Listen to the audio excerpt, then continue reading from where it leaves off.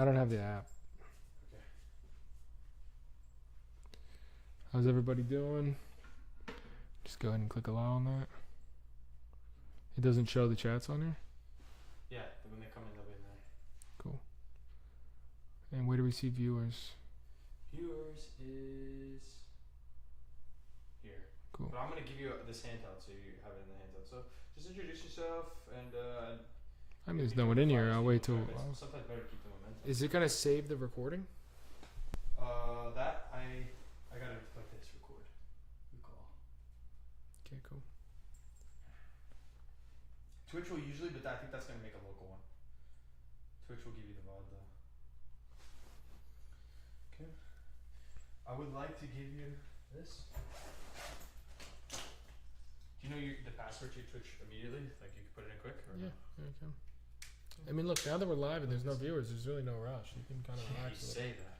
There was rush before because I didn't know if people were like waiting there. It's like not a good look to start it and then be late. Like you can't do that.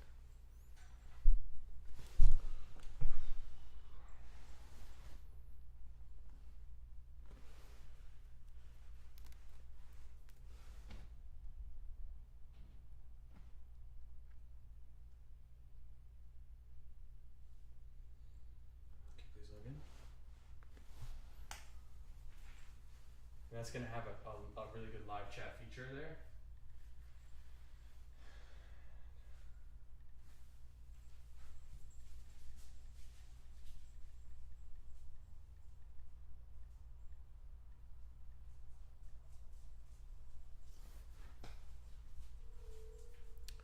Get the code from my email. Is there stuff in? Marina, can you go to his channel now and see if we're live?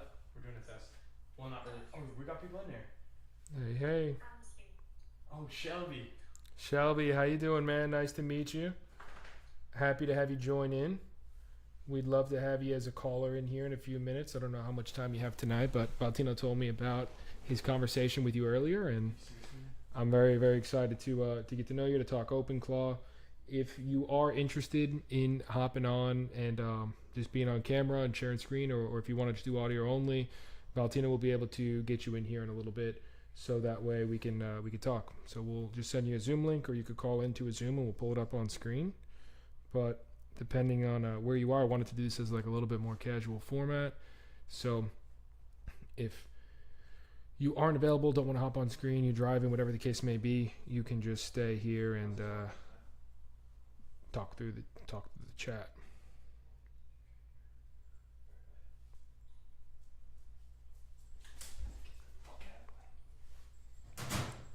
How's everybody doing? Alright, so do you want to bring on a caller, or do you want to...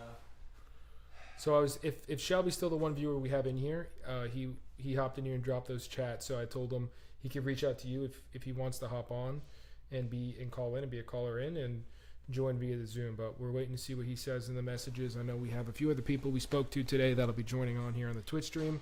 Valentino is still setting up a couple of things on the technical side, and then he'll be on camera here in the other chair next to me in a moment. Looking forward to having that. And yeah, if you could just drop in the chat below if you can hear me all right, if audio's good, if everything is good, let me know in the chat, guys, how the audio is, how the camera is. Can you guys see me? How's everything going? Audio's good. All right, thank you, Shelby. So this is our first one. We're trying to put this together here. Looks like bear with us here in the very beginning. Valtino is getting the Streamlabs set up, but I do have the chat in front of me. So, Shelby, I'll start with you. Basically, Valtino told me that he had a great conversation with you earlier, that you are doing some vibe coding right now, building some apps using OpenClaw, I believe. You have a personal OpenClaw agent, is that right?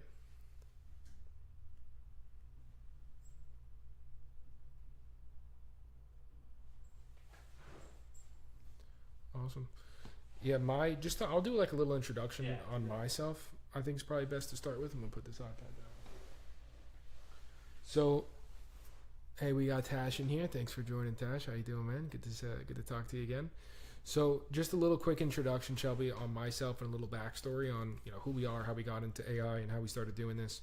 So, I was in AI last year with just very simple like iMessage lead follow-up, and basically contractors, home service companies, every missed call, every lead form submission on a website, we would use iMessage and the Go High Level CRM to text those people, which the text back had already been around. I mean, we were a little unique using iMessage, but really what stood out for what we offered was when the leads would respond, we use AI to have a conversation, qualify the person, and then book appointments onto the calendar. So I was doing that all the way up until OpenClaw came out, and I was already thinking through and wanting to figure out how to build. I was trying to vibe code a little bit myself, actually. AI agents that could do more than just the appointment setting. So when OpenClaw came out, I immediately saw the power in it and started to set it up for myself and some of my existing clients. And then once I set it up a few times, got around the learning curve and saw how powerful it was, that's when I decided to start running some ads, start doing some advertising on a local level here, which just absolutely took off for us. So since then, I've helped over 75 businesses get OpenClaw installed, customized, built agents, some multi-agent setups, some very simple, some extremely complex builds with a lot of workflows and automations inside. And that's been all we've done so far in 2026. We've just been solely focused on that. And now we launched the school community. I realized that there's only so many clients I could take on at once and so many people I can help at once. But through content, I can help a lot more people. And I learned so much in OpenClaw specifically that I want to talk about tonight on the stream, where a lot of times people are super frustrated. A lot of people have, switched over to Hermes and done different things. But a lot of it is because like OpenClaw is open source, which is great, but there's the downsides because they don't do the best when it comes to customer support. They don't have the best documentation, and nothing's really non-developer friendly, I would say. I used to, and I still follow Peter, but I used to listen to every single interview, podcast, read every tweet he put out. And one thing he said early on was like, look, he was on, I think, the Lex Friedman show. And in that podcast, they asked him, they said, look, if you made OpenClaw easier to install and work with, the whole world would be using it. And he's like, I know, but we're intentionally not doing that because we just can't handle the amount of people that we currently have from how viral it went. And so we don't have the team to be able to, handle a lot more people using it per se. So they kind of kept it developer. I would say OpenClaw really is like a developer focused and first platform that the masses found out about but got very, very frustrated with because they didn't understand those things. So my background, to zoom it out a little bit more, before building JobSetter AI, that company I mentioned I had last year, and getting into all this stuff, my background was not as a software engineer or developer, but I had to self-teach myself a lot of things throughout the year and just read a bunch of books. But the JSON schema is something I talk about in the ads for the school community, on the about page of the school community. That's like the most important thing, which I could touch on tonight. I don't know if that's something that you've ran into or already given your agent, or what things you've either struggled with or things you wanted to do with your OpenClaw. But the schema file is the most important thing. And then outside of the schema file, some of the other things that are super big for me is I just found all of the hidden folders that get installed when OpenClaw comes in. And so I do something called file feeding, which has helped tremendously, where I actually just give the markdown file help doc.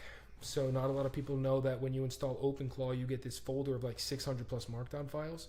And those markdown files is like a one-to-one copy of what's on the website help docs. And so I always just grab that on the Mac and then copy the file path, give it to the agent when I'm trying to set something up. That's what I call file feeding. I could show that here tonight. But we do have a few more viewers that hopped in. Please drop in the chat where you're tuning in from, what your preferred AI agent harness or model or whatever the case may be is. I can tell you that a lot of the viewers coming in here tonight are from my OpenClaw Accelerator school, which I just started advertising to and want to push and grow more. But I called this stream here tonight Agentic Accelerator because I want to talk about more than just OpenClaw. That's where I got started. That's where a lot of my early clients hired me to build for them, and what I would say I probably have the most experience with. But I'm very, very, very well versed in the Codex Mac app in specific. I would say 3 weeks ago, I switched to doing a few client builds completely in Codex and not even giving them OpenClaw because I just didn't feel like it was the right fit. And so I learned the Codex app inside and out. And then lately I've been doing a lot more with node-based automation and merging that in with agent harnesses with the Codex app server. So let's see. JSON schema would be interesting to learn more about. Perfect. I can share it with you guys here tonight. I can send you the direct file if you haven't already gotten it from the school community, and answer any questions you may have. I can show you what it looks like on the screen, and it's really just I refer to it as the answer key. So let me know, Shelby, if you've actually seen the configuration file. If not, it's, I don't know if you have it on the Mac or a virtual server, but it's openclaw.json is like your master configuration, your master settings. And the JSON schema, what that is it's basically the answer key. It's 60,000 lines of every possible setting, every possible combination of what could go into your specific configuration. And the problem I see more often times than not is that if someone wants to set something up and they tell their agent to help them do it, because a lot of times people don't know how to write the JSON, then the agent just guesses because he doesn't know exactly how to do it.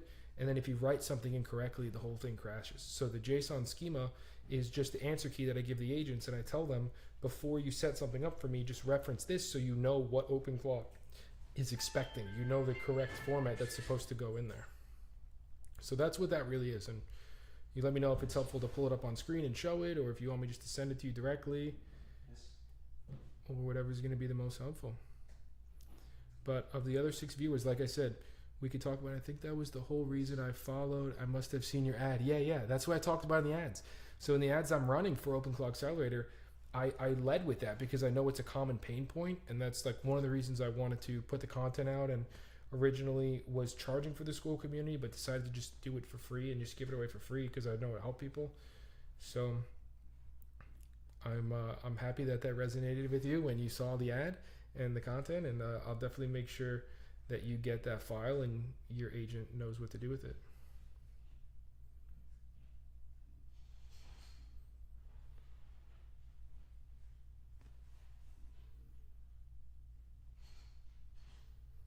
So Shelby, would you be interested in hopping on to the stream? Let me know if you want to do like an audio only call in, or if you'd want to get on the Zoom and we could take a look at your setup and do it now. But I built a scraper to pull the help docs from online to help build stuff when I run into issues. That's really good. That's really good. And that's basically, your line of thinking is exactly how I like to approach it, which is the information's out there. The agent just doesn't know it. So if he's breaking down, if he's getting stuck, it's usually just point him in the right direction, right? One of the things I always say is that AI, contrary to I think popular belief, is not God in a box. The people use it as like an all-knowing search engine, but that's just really not the case. It's an incredible tool. It could do things that, so fast, and things I could never even dream of doing before. But you do need to know how to work with it, know how to train it, know how to teach it different things. So scraping the help docs is a great idea. I like that you did that. Can you just tell me in the chat if you are on a Mac or a virtual server? I'm curious where you're running your agent.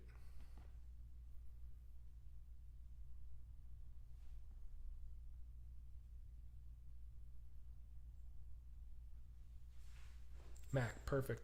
All right, so I can tell you a couple things to do. I don't know if you're near the Mac. If you are near the Mac, I want to show you where the help docs is. So if you did a curl command like from the openclaw.ai website straight into the terminal to install it, if you installed it through Homebrew, then the actual, and Valentino has something on the screen so I can't see your last chat. I don't want to jump on and show my system. Okay, no worries. So I'll just tell you auditorily, and then just let me know in the chat if this works. But what you want to do is you want to go through and on the sidebar of your Mac, there should be something that says Mac HD. If not, you may have to enable it in the Finder to be showing. But for the Mac HD, what you need to do is Command-Shift period will show hidden folders. And you should see one that says OPT. And then if you can go into that folder, I'll tell you the full path, the full file path to be able to find the help docs. Because you could do a lot of stuff once with your scraper once you have it. Valentino, if you want to do ad-free on the binaural, you have to switch to my other Chrome profile. Just go in the top right there, yeah. Personal.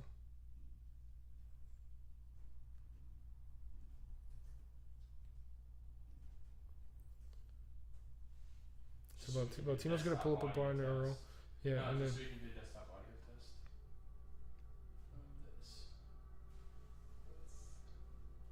This one. The black hole 2 channel.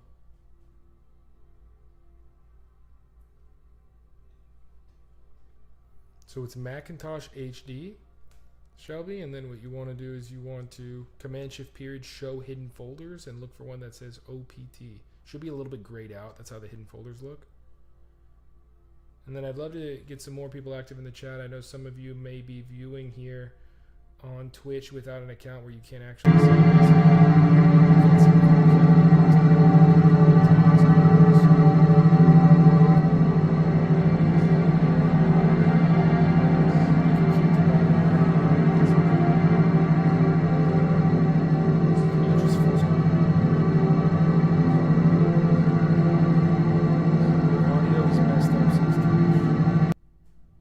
some blowing out the audio. So turn off the desktop, please. Or lower it a lot. Tell me what they think now. Sounds like a truck is running. Turn it off. Pause it. How about now? The Barnero was too loud. Louder than Michelangelo. Alright, you stop speaking for a moment.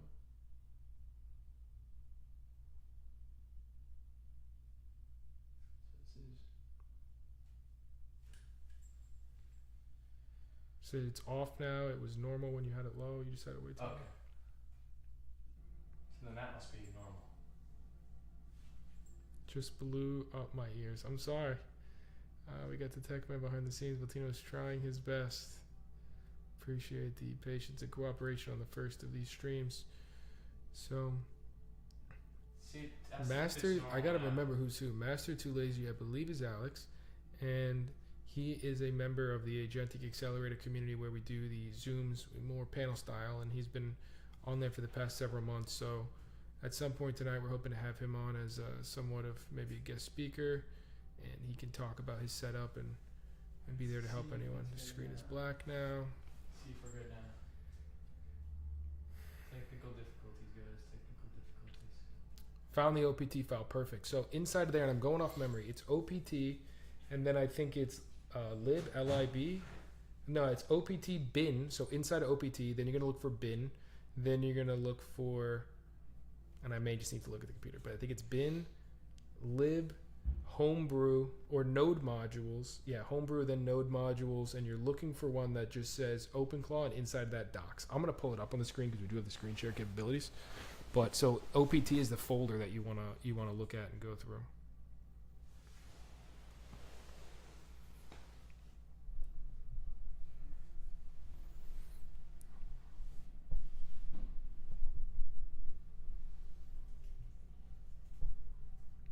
How's the binaural in the back, guys? How's it sound? You can cut it if it's too loud, but I think we fixed it. I'm looking for the feedback from the crew listening.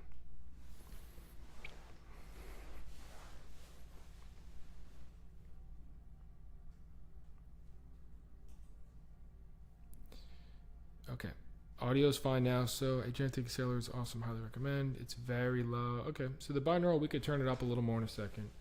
But Valtino, I would tell you don't worry too much about that stuff, I guess. Okay. I just want to put one screen element and then we'll go back to it.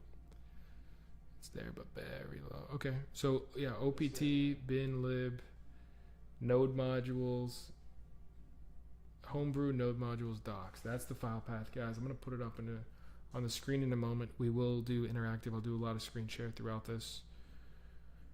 On the laptop next to me, Valtino is just wrapping up the last few things here as far as technical stuff goes with the stream. And I just want to answer some more questions. So everyone fire off your questions.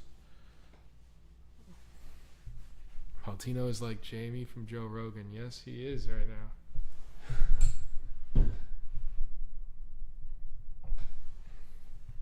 I might have gone off screen here, No, guys. you're good. I'm still good. You're not going to go see yourself for just a moment. Yeah, we have an incredible plot recording from when we had this idea earlier.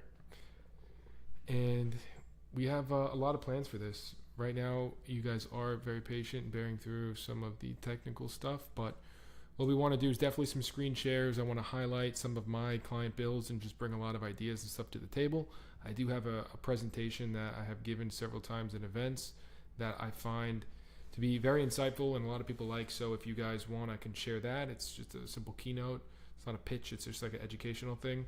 And then if anyone has questions and wants to jump on and talk and like be on screen, things like that, let us know. Drop it in the chat and we'll send you a link to a Zoom and we can do that collaborative approach. If anyone wants to talk AI news, if anyone wants to talk about other harnesses, let me know. I know we got some viewers in here. I appreciate you guys tuning in. This is going to be better the more you guys interact. If not, I'll be happy to ramble on different topics, but I want to keep it just a little custom to what you guys are looking for. So if we switch to the screen share, there will be a moment where they don't see you, and then I'll add your camera in. Okay. If you want to do that.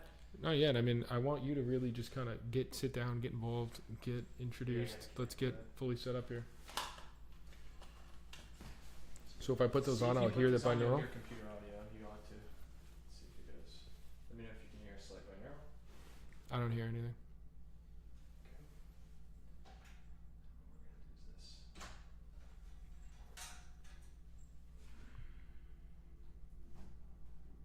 Let me know if you can hear a slight binaural. Nothing. Agent to agent communication. I've done some handoff, like handoff backend programming to codecs from OpenClaw. Okay, hopefully for the app server.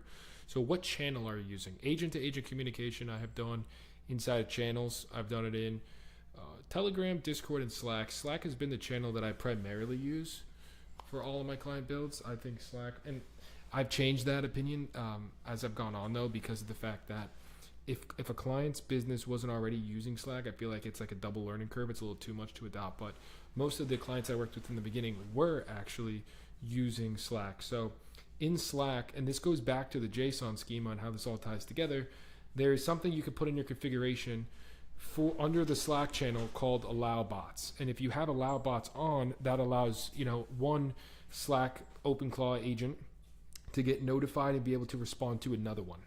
So you're really in agent to agent communication. You have two options. You either have the agent know that it's talking to another agent, or you have it think it's being prompted by a human. Now, it all comes down to channels, because I was thinking about this actually earlier. If you had one agent that was responding in iMessage as the channel, or any kind of SMS, thinking it's talking to leads or the outside world, and then you had another agent send a text to that same iMessage number, I would think in theory, I haven't tested it, but I thought it'd be a cool idea, it would respond thinking that it's a human. So as far as agent to agent communication goes, I have seen someone who may be jumping into this Twitch tonight, good friend of mine and early client actually, Blake. He did some awesome stuff in Discord, which he's not using Discord as his main channel anymore, but when I first set it up for him, I may have some recordings I could share in the school community. He was doing some basically agentic board meetings, he called them, inside of Discord, where every single day his main agent in a certain channel would put a post out, and then the other agents would respond and basically keep things going. He had some workflows where if a lead came in on a website, one agent was responsible for doing deep research on the brand and coming up with a drafted email, and then they would post that in Discord, and then the other agent was responsible, the main agent, for like kind of doing a QA, quality control check, proofreading it and approving it. And so yeah, it's very channel dependent. I like your idea or your terminology you're using and where your headspace is at as far as handoffs go. In the school course, in the fundamental section, I talk about bobsledding versus relay races, and I use the baton pass all the time in describing handoffs during the relay race type automation. So yeah, I would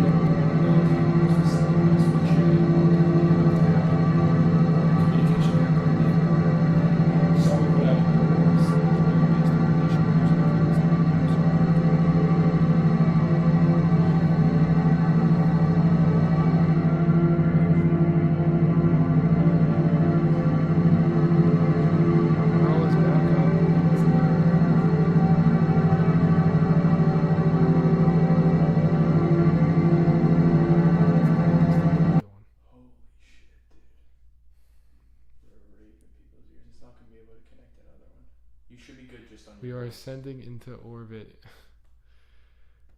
Okay, we're just gonna have to leave the binaural off now. I just care that you guys can hear me. So Alex asked, what is the strongest model out there in your opinion today?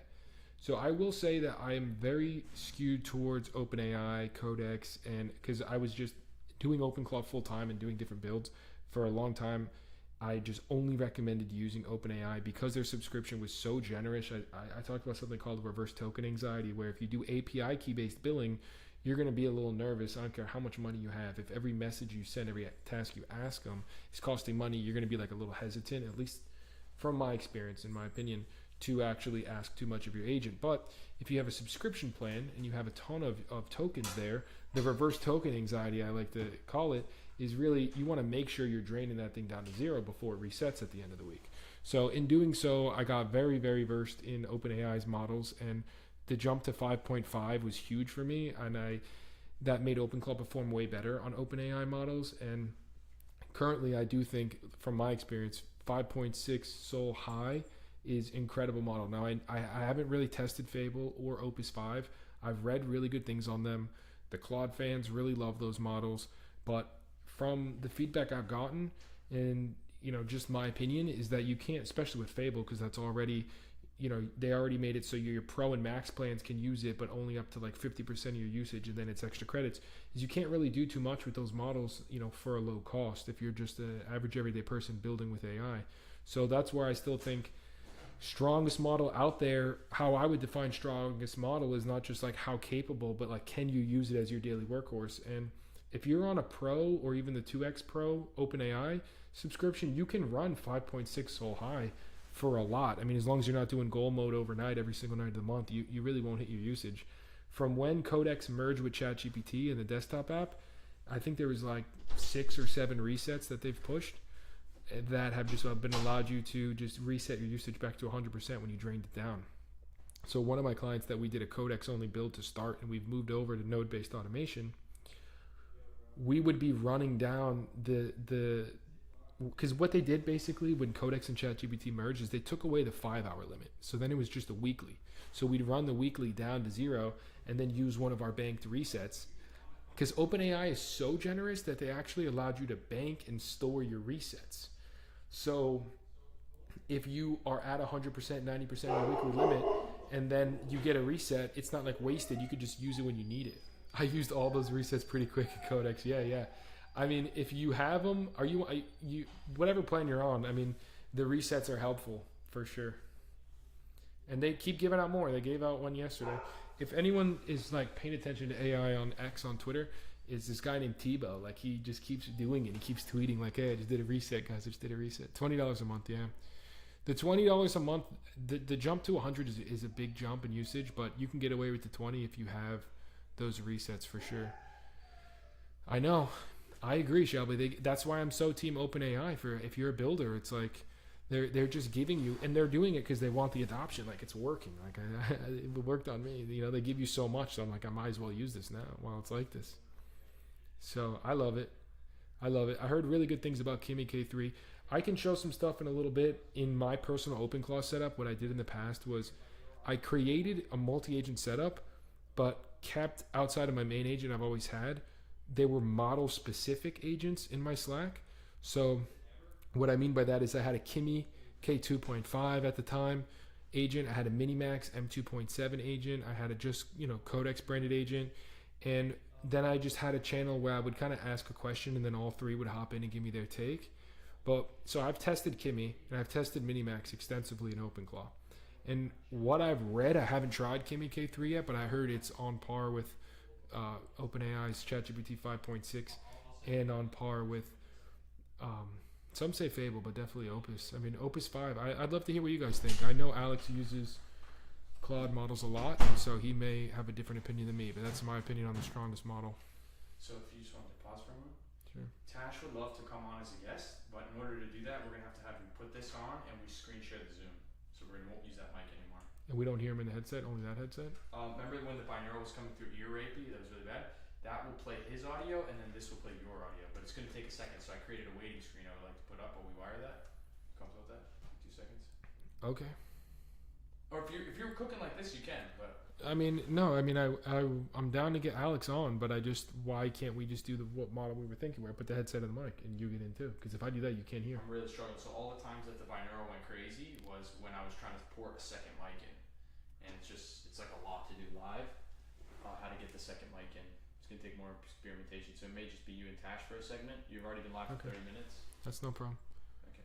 What I would suggest then, if possible, if when we do that, we put the waiting screen on. Yeah. For the 6 viewers we have in here watching right now, we are going to be bringing on a guest, good friend of ours, met him at an event out of Miami. He is very, very smart with AI, has his own implementation business, and we'll let him, when he comes on, introduce himself and talk a little bit about what he's been building, what he's been doing. But what we are going to do is take a quick break. We're going to put a waiting screen on. When you come back, we will have Tash online. and myself. Camera may be a different position because one thing I want to move on to know, and then we'll be able to continue from there. So, for everyone watching, we're going to take that quick reset real fast, okay? Less than 5, I'm hoping.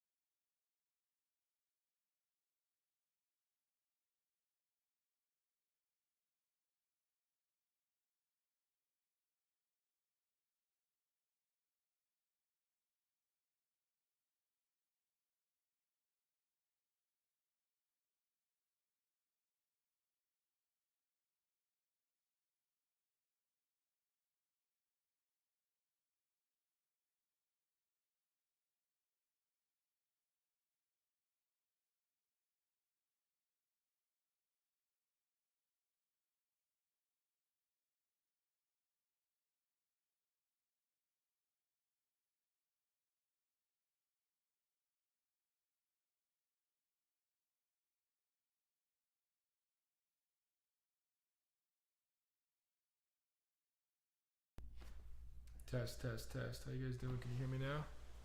I would really remove that. It's pretty sensitive.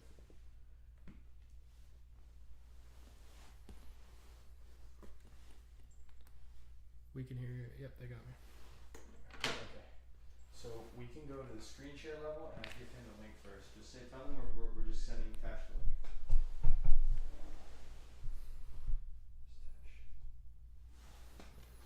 Hear you, but only in one of my AirPods. Who said that? Alex. I don't know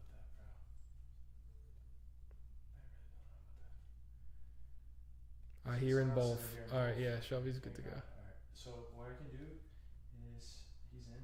Tell me when you can hear Tash, and I'm gonna share the screen. Okay. So I can't. Can you He's hear Tash? Alex. Talk to me, man. I got him, Altino. Okay, and he can hear you? Yeah. So now we're gonna full screen this, no? And then I don't know if he can hear me. You gotta change the mic on that. on here. I can hear you, Alex. I don't know if you can hear me through the stream still. We're gonna pull you up on the screen in a second here. Alright, see if you can hear me now. Alright, you should be able to hear me in the Zoom too now. Nothing? We're good, Valtino. Okay. Launch it.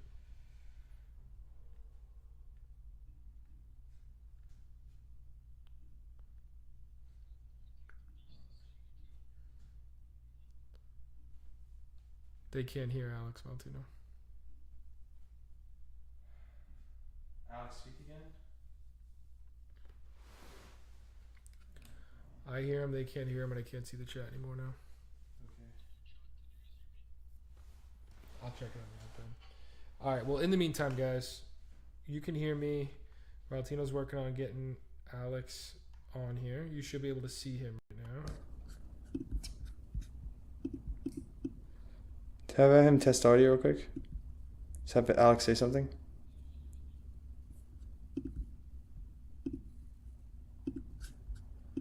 Okay, have Alex say something. Can you still hear Alex?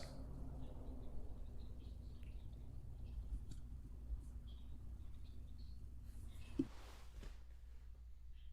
literally has all. Have Alex say so. Is he speaking? He's speaking, Do Valtino. you hear him in the headphones?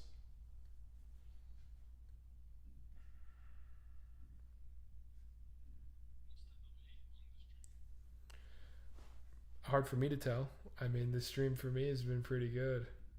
I don't know if there is a delay or how delayed it is. Saying his audio is bleeding through the headphones into Michelangelo's mic.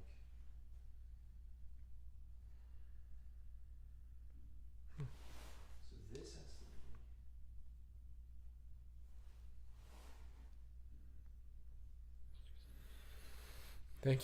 Thank you. I appreciate the patience with it because we just getting all the kinks out. But I mean, the vision was Valtino would be in the chair next to me, and it would be talk show style. We have a 32-inch room. I could turn the camera and show the stream what we're working with in front. But I have my monitor on the stand, as you can see, and so the monitor, I'm able to be in these chairs. I can see, and I was reading chats and everything. I just moved the camera a little closer to me since it's just me anyways right now, so it could be a little bit more intimate. And then the vision is to get these Zooms going. So I know you guys can't hear Alex at the moment, but once Valtino gets it to work, we can bring people on one by one and have them either meet the stream. Yeah, Shelby, we're using Streamlabs right now. So if you got some technical experience with that one, maybe you can help. But we are using Streamlabs at the moment. I don't know if Streamlabs has a native way of getting Alex in here without doing the Zoom that we're working on at the moment. That may not be the best way. Valtino, do same as system. Black hole 2CH. There it is. That should do it. Have him test. Alex, run a test. Yo, how are you guys? Alex. Hello. Yeah, I think. Do you guys hear me? Is that the mic or the speaker you changed? I changed his. Just have Alex say 10 times hello. Say 10 times. All right, so they can hear him. I can't hear him now. You can't hear him now? No, this headset's not working. I can't hear him. I checked it out. Put me on speaker, no? Or it won't catch. So they can hear you, Alex. I can't hear you. Valtino, Zoom has a mic and a speaker setting. Change the speaker. Oh, so speaker needs to be black hole too, huh? Yeah. All right. Well, Alex, if they can hear you, you might as well do your introduction while we get the kinks worked out, so I can hear you. So don't change What's up, everyone? what's going on for him, Valtino, so we can talk to everybody. My name's Alex. We can try the I'm from headset. Montreal. I've seen this year. Doesn't matter. He can hear Yes, me. I that's just can't hear him. So it's speakers the problem. So anyways, I'm from Montreal. I met Michelangelo in Miami for one of his workshops, and I learned a ton. I actually even started my own automation business from that because I really saw a lot of potential to help out business owners. Who can So hear now I work closely with Michelangelo, helping each other out with certain automations. It's a really big, Full screen, depthy man, world. for the people. So it's been really fun, and I've been learning every single day since. So I think if you guys don't hear him, I'm willing to take care of the chat. If anyone has any questions for me, I'm really willing to help out here. I can't hear you, Alex. I see you smiling at me. It's like you're talking to the stream, but I can't hear you. So you just gotta Well, I'm talking keep to them, doing your so intro. As long as the people can hear you, that's what I care about. an idea. That's What if it. we add another person in here, and then we give that for you, so you can hear him? Because their audio is fine. It's just we needed you to be able to hear him. I can listen through this, I guess. You have Zoom on there? It's gonna be a mad delay though. Put Zoom on your phone. Do you have Zoom on your phone, bro? We're gonna headphones you to the phone, to the headphones. Alright, good following me? Yeah, we're almost there, guys. How do I get you this link? The stream link. I should be able to see it. Is it the? I should yeah, just there's talk like to a my agent transfer right from now. MacBook to my phone. This is. Can you? What are you unplugging? Can you click over there and click on? Put this into your phone so you can just hear him through. Anyone in the chat want to talk? Just give me the Want Apple to answer some questions, headphones, help out. please.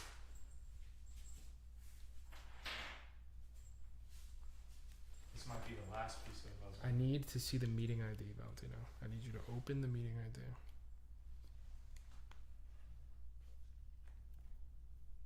It's a great question. So, I didn't have a specific niche, but I ran a painting business Meeting for info. 6 years and sold that business. This is actually the old company Meeting right here. info. Where, So Middle bar. what I did was I took my knowledge from contracting and all my contacts, and I contacted actually them first. So a lot of clients I'm working with right now, they're in contracting, and I landed them because again, they're in my referrals, they're in my network. So I didn't contact a specific niche. I really went for my own network, and my network happens to be contractors. Now, to this day, I still don't run like a specific niche offer. I'm pretty broad. I've worked with a bunch of different clients, but I mainly work with contractors. If you look at the scope of people I work with, Clean up the screen. Take that shit off. hope that helped. And put speaker on. Speaker view. All right, Alex. How you doing, man? I can hear you now through my phone. gallery or We can Cool. get back speaker. So, you did, So your, they you hear did your both of intro? us. I hope. Yeah. Can't see the chat anymore. I can't see you, bro. Can we all confirm that you guys hear both of us? Has to be gallery, bro. Because it's a screen share. No, I just had hiccups. Has to be gallery. Let's see if we can hide none. We can hear both. All right, we got to just keep this moving. I appreciate everybody's patience, but we're good here now. So I can hear you, Alex. I got a little echo, but it's in my headphones. Everyone can hear us. So let's bring some value to the people. I can't see the chat. I need Valentino to bring that up a little bigger. Here we go. Let's talk about Orbit Group, huh? What'd you tell him on the intro? So I kind of told them where I'm from, what I've done in the past. So the company I run right now is Orbit Group. If you guys want to search it up, orbitgroup.io. And it's the same Instagram tag. So we help companies automate workflows. We start with audits, where we go in, we check out what kind of existing software they have, where does their data live. Then I curate an offer to automate it myself with my team. And then I have a lot of fun actually even hosting workshops for the companies I work with. So I've hosted a few workshops, and that's kind of the offer, what Orbit Group does. That's awesome. Shelby, who's in here, I believe his is the Beast 33. He was telling Valentino earlier, at least I got secondhand, and Shelby can confirm in the chat, that he's thinking about getting into implementations as well. So if you could just share a little bit about your experience. I mean, I know you set up OpenClaw for yourself, and then really it was just talking about it, posting about it, right? Getting the word out there led to a few installs, led to an event, and now you're off to the races. Yeah, I haven't ran any sort of advertising. I was blessed enough to have a great network of people around me to contact about it.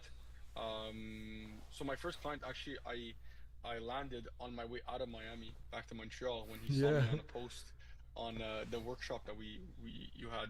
So from that, I just took that experience, and I went to other people for how to install. And me and Michael Andrew have been working back and forth since that workshop.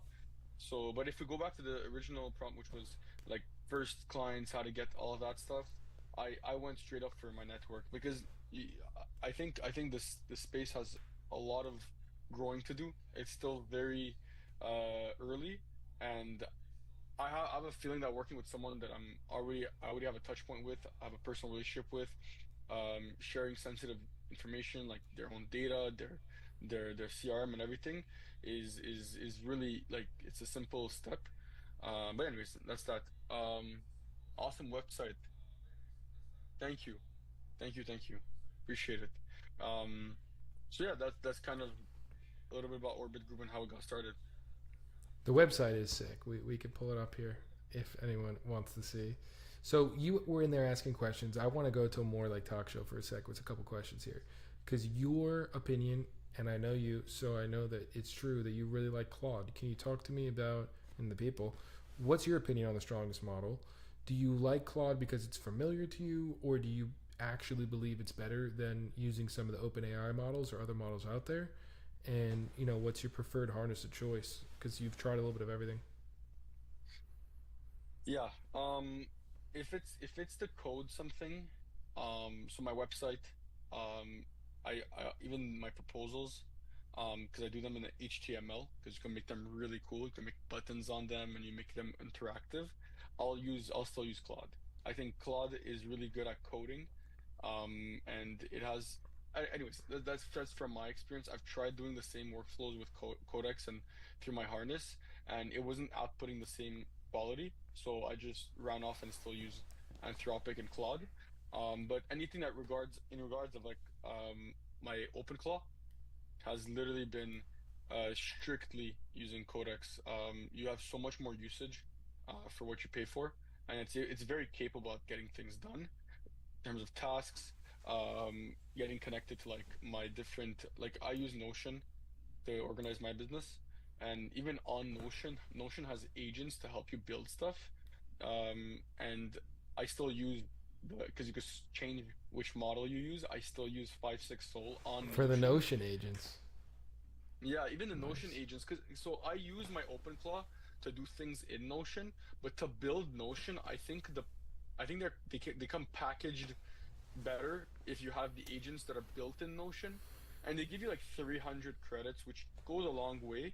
So I used Fable on the Notion agents, cremated my usage, like literally like Oh, it's, yeah, tore it to shreds, I believe that. to shreds. But the Codex one, the Codex, which did pretty much the same output, wasn't using as many credits. So like, when I built my Notion, it was like a hand in hand between my OpenClaw and the Notion agent. Um, but they were all running on Codex. So my favorite model, if you tell me right now, like I have to give it, like generally it's gonna be ChatGPT and Codex, like As especially far as, image because that gen. was the question, was what's the strongest model, and that's what I was trying to say. I think you got to factor in how available it is and like how much you can actually use it if you're going to think strongest. Yeah, strongest and most capable is Codex, especially with their image gen. I still don't think that Anthropic can do image gen, unless I'm wrong. I haven't looked at it too much, but the image gen model to edit pictures, make logos, modify things on like assets. Codex is just a big beast. Hmm. I'm sure there's some kind of scalar plugin.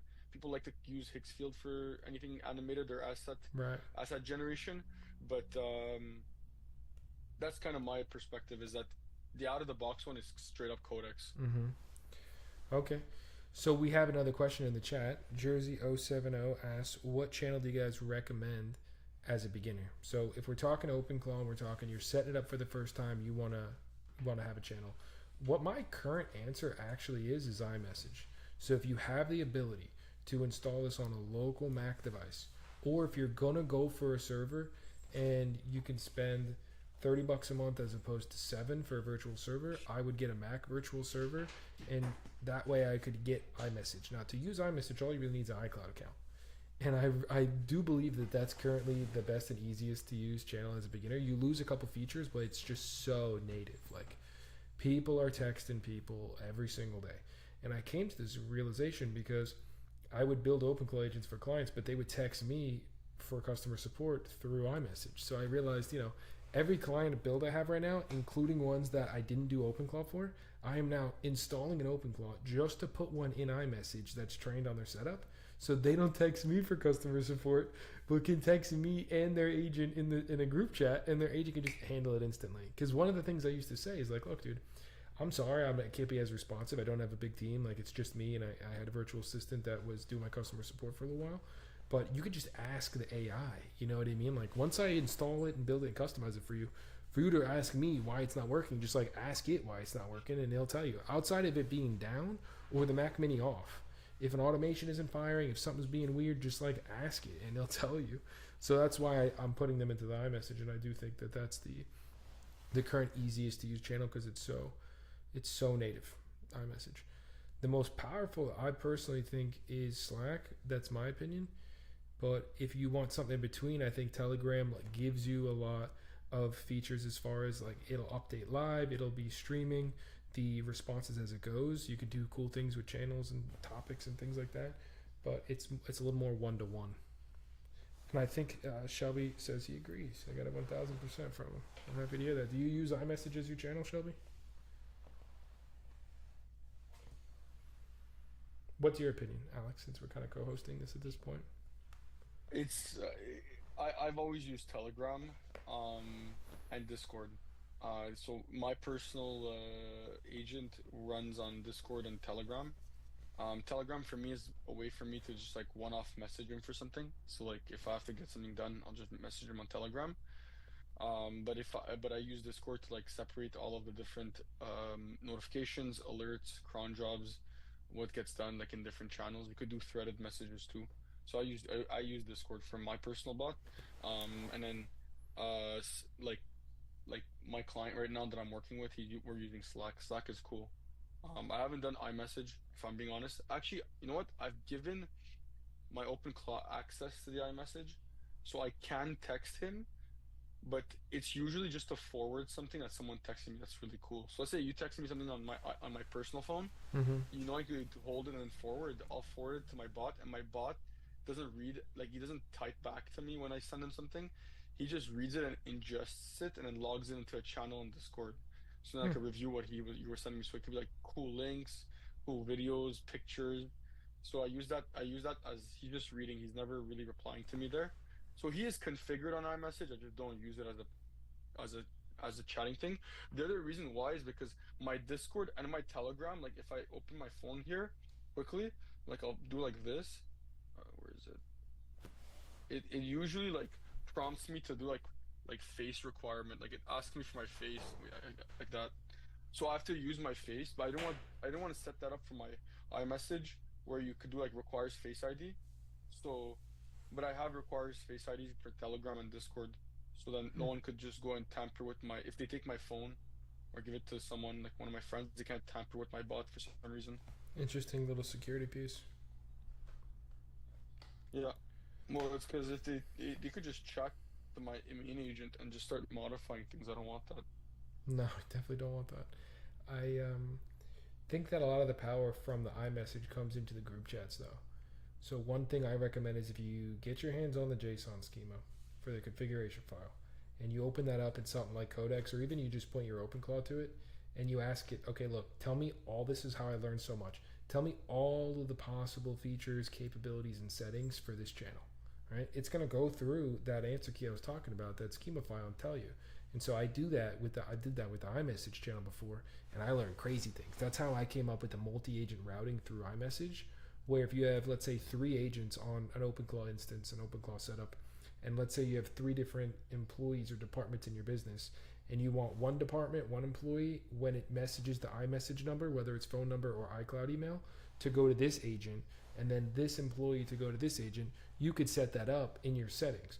But the other thing I learned is there's a lot of different group chat rules you could put. So you can put in your JSON schema, hey, I only want you to answer if you're in this existing group chat. For example, we have a group chat for our family. And if I have any family members watching this right now, we could put a OpenClaw agent inside of our family group chat and then put in the settings that it's only allowed to answer if it's in a group chat, if it's that group chat, because iMessage has a local database inside of the Mac, and it's going to have a group chat ID. Okay, why that's relevant is because if you have it on a phone number and email and someone sees that it's an AI agent and it goes and puts it in a group chat that you're not in, you don't want it to answer in there because you don't know that that's going on. So you can limit it to just group chat ID. You also can say you're allowed to be in any group chat, but only if I'm in it. Like, you can go really granular with the settings. You could say you can be in group chats, but you can only answer when I prompt you, or you could say you can answer when anyone prompts you. And you usually do that through the asterisk, which is considered a wildcard. But yeah, Shelby likes that. Where do you guys store the knowledge systems? So as far as knowledge systems go, do you mean like the agent's memory, or what I think you're referring to is what the agent knows. So a lot of that for me, I like to keep in markdown files. And then as far as his memory goes, I turn on the advanced memory, which is called, I forgot the exact verbiage for it, but instead of doing keyword-based searches through its memory, it's able to do semantic search through embeddings. So it actually has a SQL database for its memories, and it could do semantic search. So he said What's he's been it using called? I Obsidian. would love for you to tell me. That would be sick. If I do some screen share right now, I can do it. It's called Memory Core, I think.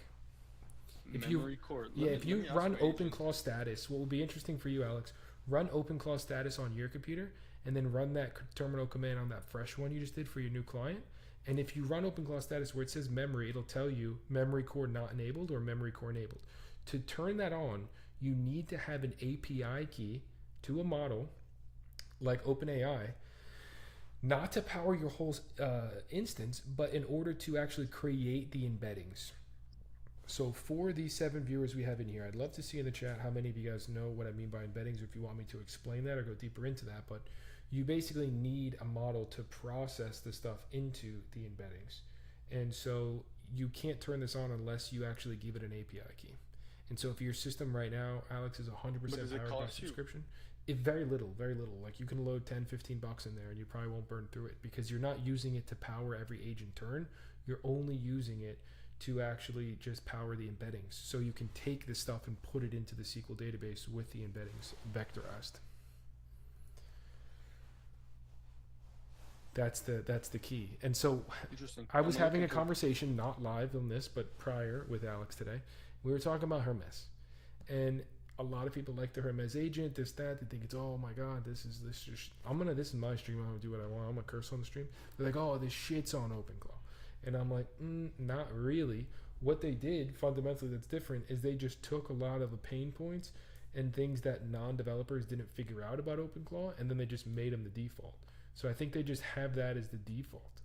But I think the memories are going into a SQL database, but there's no way that they're getting vectorized with embeddings, because you need a model to do that, and you can't do that with a subscription powering your Hermes agent. So if you really think about it, this is not what the Pipe Boys will tell you on Twitter and YouTube, but they're not doing OpenClaw. My OpenClaw has better memory and a better system than the Hermes agent does by default, because unless they told you to give it an API key to do vectorized, embeddings for semantic search, you just have your stuff in a SQL database, but it's still SQL queries, so it's not embeddings. Do you know what I mean by the difference, Alex? Yeah, well, when it comes to vectorizing it, yes, embeddings seem a little bit less about it. But I have a question. Why can't you just spin off like a second agent that runs on the OAuth? Like you don't have to do. Could you run on the subscription on the second agent that's doing the task of doing the embeddings? That's not how it works. Well, because the embeddings, it's not something that the agent can do. You have to have a specific model. So it's like 5.6 Sol High is not going to be the one doing the embeddings. You have to have a specific embeddings model. So if we could do the screen share, Valentino, we have the screen share up. Can you pull up the school community and pull up that whiteboard that I have for that explainer? I've been doing this on calls. I'm not going to play the video for you guys live. I'm going to explain it again live, but I want to just at least. So this is on your school you're in the community. personal. Yeah, I have a whole video on this. So I had the foundational section. We'll pull it up on the stream right now, and I'll have Valentino show what's in the foundational section. Which episode is it? Just go to Agentic AI Fundamentals on the left, and then move this onto the screen here, Valentino, so we can all see. It's full screen. It's to stop the Zoom full screen. Here we go, guys. So even Hermes out of the box needs this API. You can't use the embeddings. By default. No, because you have to have there's specific models that can do it. All right, pull it up, dude. Just go full screen on that real quick. On this one? Yeah. All right, so, and you can zoom in a little bit, but this is the AI fundamentals. How's that? All right, and this is the courses, Alex, that I put in here. So we have the intros, just a little introduction to me. You guys got to know me in here too. Bird's eye view is OpenClaw specific. I talk about the different AI models, tokens, context windows, memories. What I want you to click on, Valentino. So this one talks about memory. So play it, but just so you could fast forward to like a whiteboard. Do you want the audio or no? Nah, I'm gonna narrate it live. Oh no, we could just just play it. Do you think let the desktop audio go? Let me know in the chat, guys, if you can. You're in the stream there. By just giving you a quick nugget, a quick win. When you go ahead and set up OpenClaw by default, you're gonna have these three things as your memory. Turn it up. He said turn it up. File in your workspace. You're gonna have folder for daily memory files, and then you're gonna have session logs which are accumulated in your agent. It's can playing just a little go low, back so and just search see if you again. can. If you can't turn it up, I'll Everything just I'm gonna show narrate it you again on live. this side of the whiteboard for semantic search with embeddings and vectors. I'm gonna explain this in as simple to understand terms as I possibly can, and you guys can go do more research on this if you're fascinated and want to learn Michelangelo? more about Yeah. it, because it's something I think about. I in my just have to everyday take a life. phone call, 5-10 After minutes. All right, no, you're good, understanding Alex. I'll I be back. appreciate your IIQ, time on so here. Alex is gonna experiencing it, pop I off, just guys. want, We'll like, see in him in my the chat, iPhone, and if my he wants to come camera back on, roll, we'll and I fire have up the this phone. Well, if you video. guys want, Any piece I'll of mute data I have myself is and one I'll mute my embeddings, one video. vector, I Just show so I in do the phone semantic call, search and if again, you so want me like back, I'll everything come from back if this you guys are side, still running. you will Okay, need yeah, I something just extra want that them no to one tells you, confirm that they but can you will need an see the video. If API it's key messing up this video at all, then we'll just have you to back on a the Zoom and we'll model flip off for now, okay? that has embeddings, which really is like two big ones. So it's OpenAI or Google Gemini. And It's fine, I know think. All in right. prior sections I told you that we want to use OpenAI. As long as they can hear what I'm saying in there. But even if you do that, you have to have a separate API key to have this advanced memory, and it does not burn anywhere near as many tokens as using it as your main driver just to do the embeddings. So you will burn very small amounts of money. I should just go look and check on mine. Like, I loaded mine up for like $10-15, and I don't even think I had to reload it because it's very, very, very, very small amounts of money needed to do the embeddings and the vectorizing. But if you don't have the API key present inside, look at the image and determine, okay,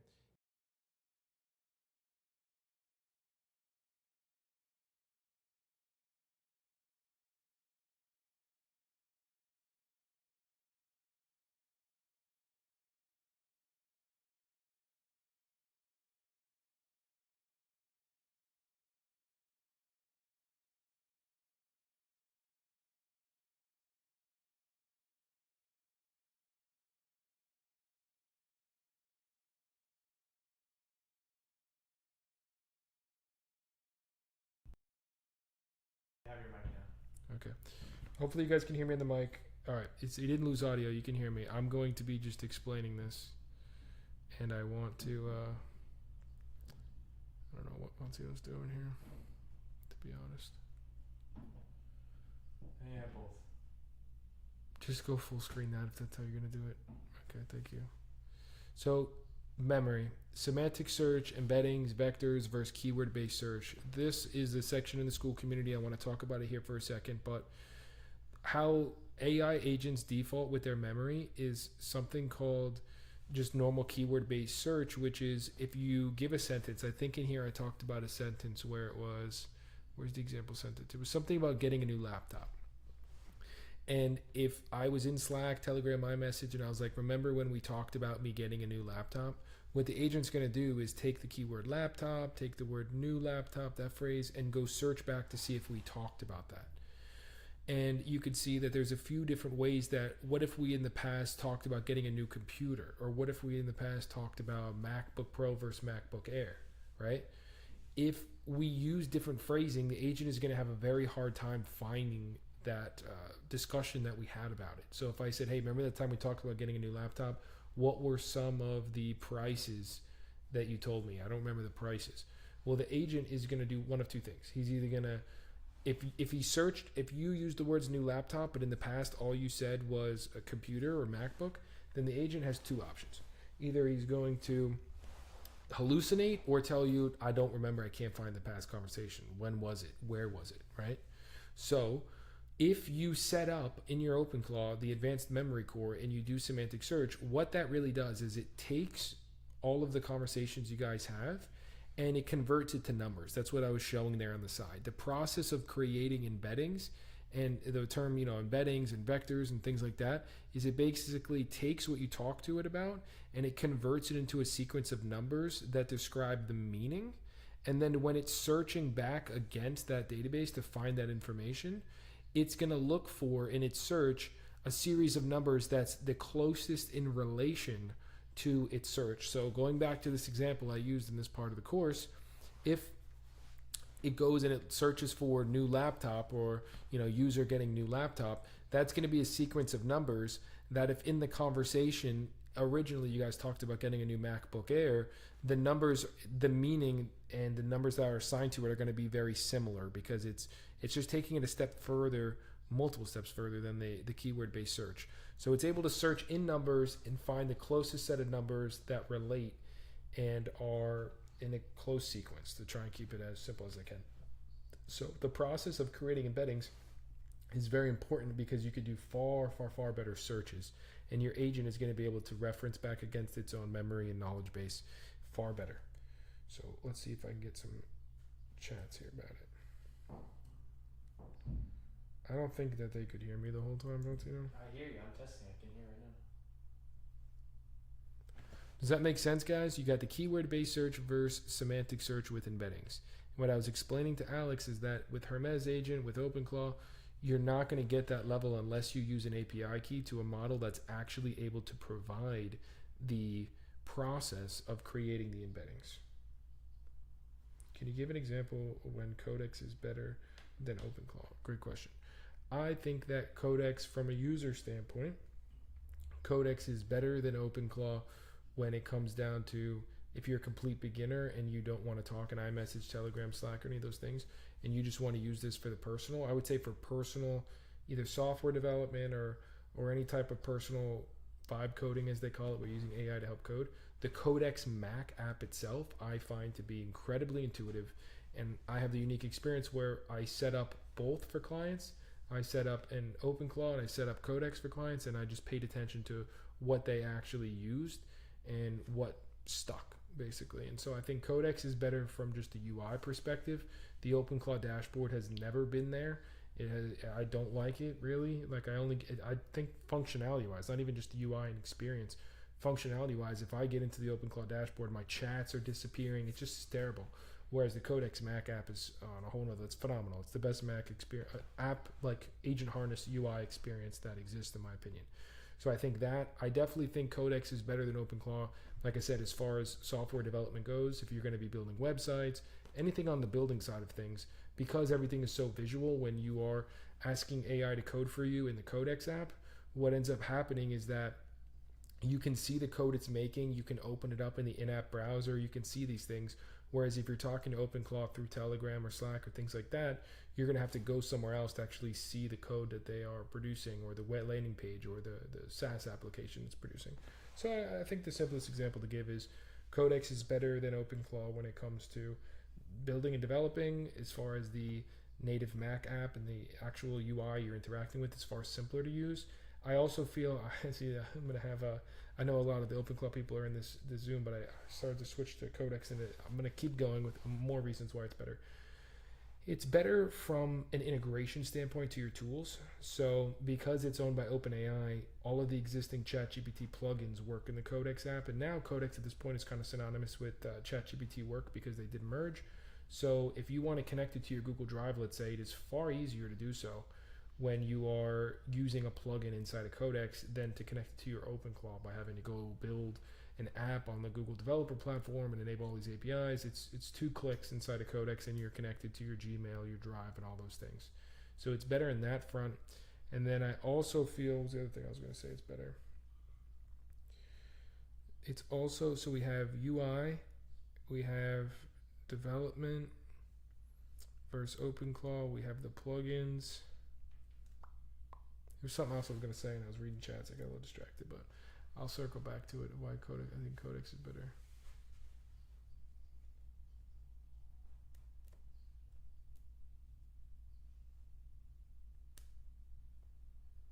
So we have a message going to have to set up the vector memory. Yeah, I'd love to help you. What I would recommend, Shelby, is I explained a lot more eloquently in this section of the school community. So, Valtino, if you can pinch to zoom out real quick.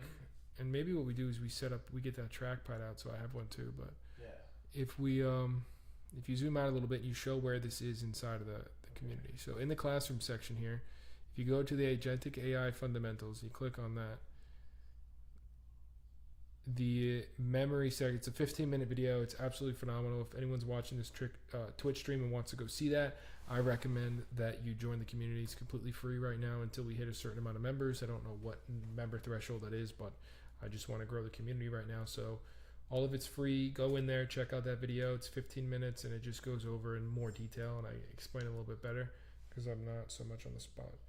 Facts for that for sure. Google setup with OpenClaw was a pain. Yeah, it was a huge pain. So I do think places where OpenClaw shines is the fact that OpenClaw, one of the things it has that's still just so unique and I guess Hermes has the same thing, but like that type of open source platform as opposed to Anthropic's, Claude app or OpenAI's Codex app, is the whole process of the gateway running in the back 24/7.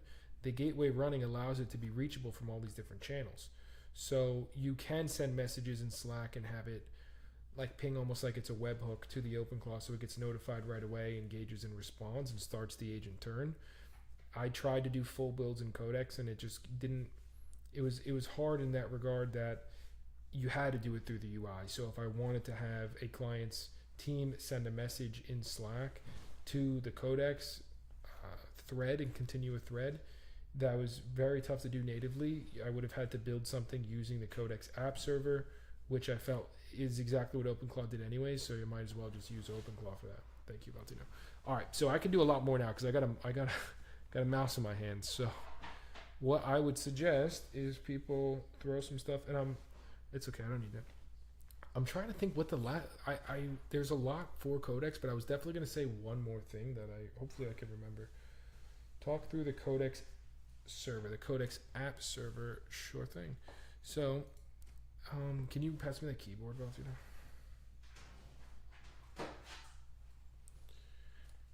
You mean the Codex app server in particular,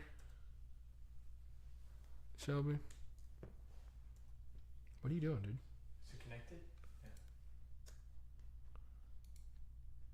You gotta go to Bluetooth settings, but I don't know if that keyboard's connected. Why not? It's always connected.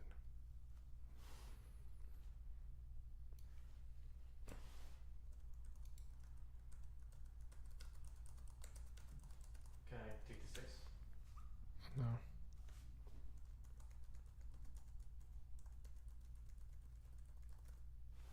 Alright, don't worry about it. Alright, well, I'm not going to be able to do as much as I thought. But the Codex app server. What the Codex app server allows you to do is to communicate with the Codex app almost like in the background. So there's three main options. I usually have a whiteboard, and if Valtina, if you can just click up and get me a whiteboard, I'll just draw everything. Okay. So not in the browser, in the desktop app. So Codex has three options. You have something called the Codex exec, which is a terminal command you can run. Thank you. It's a terminal command you can run. Let's go ahead and get a fresh whiteboard. That will send a prompt to the agent, basically. Okay, so option one is Codex exec. This is the absolute easiest if you're going to be doing anything in, let's say, a node-based automation tool, or you're building anything custom that you want to just be able to send a prompt. Just kind of remember you're in the corner.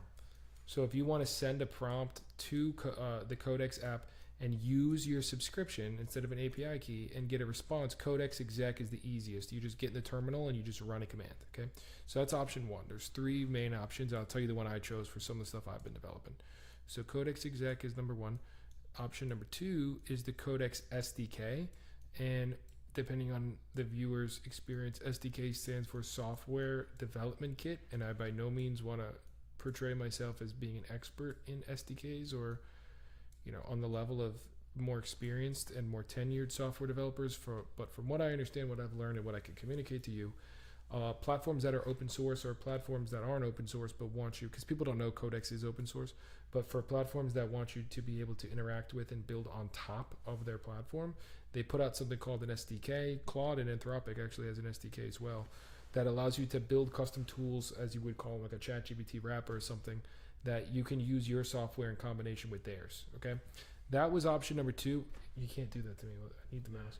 As far as like complexity goes and capability, they kind of go in order. So the SDK was a little bit easier, but the Codex app server was the third option when I was going through the options. And what the app server allows you to do is, it's basically the simplest way I could put it, is it just allows you to programmatically start, stop, continue, read, and just engage with Codex threads as if you were doing it in the UI. So it's using TypeScript in the background, and you could use code, you can use programming to be able to start a new thread or continue an existing thread using a thread ID, which I think is really cool and really powerful. And so what I have done in a couple of my client builds recently is make a custom node for something called N8N. that will continue a new thread or start a new thread in the Codex app server using code in the background, so that way I can trigger a thread to continue or be started, basically using my subscription and also using my skills and things like that that are programmed into my Codex account. So Codex app server uses scripting, uses TypeScript, and gives you a programmatic interface to be able to create new threads and continue existing threads. And I could do like a deeper Codex tour here if you guys want, but how it works is that you have a specific thread ID that you can copy out and use to reuse, or you can just do a new. And so it basically is just the ability for you to send a message to Codex, get a response, use that response for something else. Some of the workflows that I've done this with is, let's say new email comes in through Gmail. We then can check to see if it's a new message, a forwarded message, or so usually I would do like check Gmail to see when a new mail comes in. If we have a new Gmail, then get the full message is my second node, and then I run it to an if statement node to see if it's something that is a new message, like a first time reply or a reply in a thread. And then whichever way it goes, I have it go to a Codex node, which uses, I can't believe I'm doing this, bro. You're drawing behind your camera.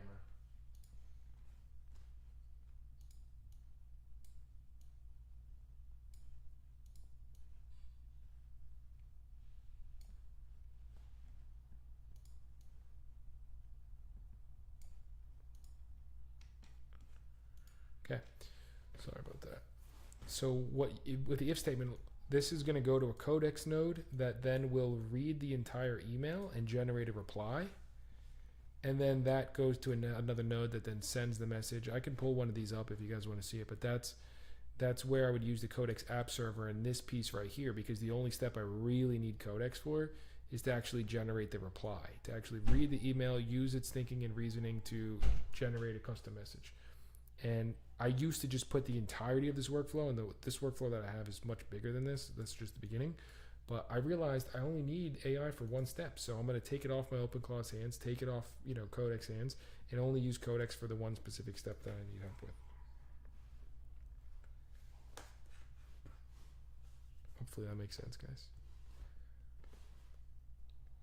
Will the stream be posted to school to be able to be referenced back on? Yes, we will definitely put this stream in school, on YouTube, and everywhere else.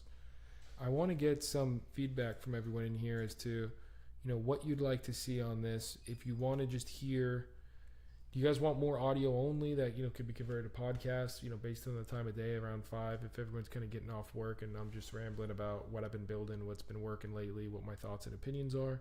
Do you guys want to see more bringing guests on, like bringing Alex and other people on my network that I know on to share different things? Do you guys want to see more teaching and screen sharing and be pulling up the school community, like things I would typically put in the school community and going through this kind of stuff? What do you guys want to see? Do you want to see live automations? Thank you, Shabby, for that was good comment.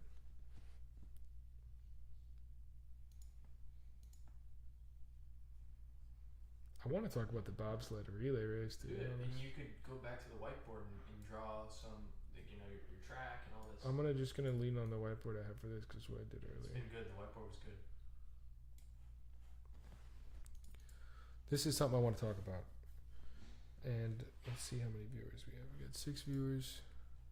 Because I don't know if some of you have want a heard me bobsled and explain this stuff, but and so I got this examples- concept, just a little backstory. I got this concept from a Stanford video. Understanding touch the bobsled, and There was a Stanford video. They put their lectures on YouTube. Not a lot of people know that. And in the Stanford video, they were discussing the differences in how people use AI. And they were saying that some people, can you turn that laptop towards me real quick? What some people do, they use cyborg minotaur was their analogy.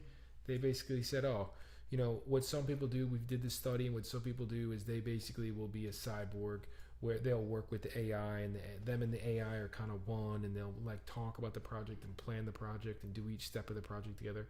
Whereas some people are more of a minotaur where they are, half and half. They'll do half the work and then give it to the AI, and the AI will do the rest.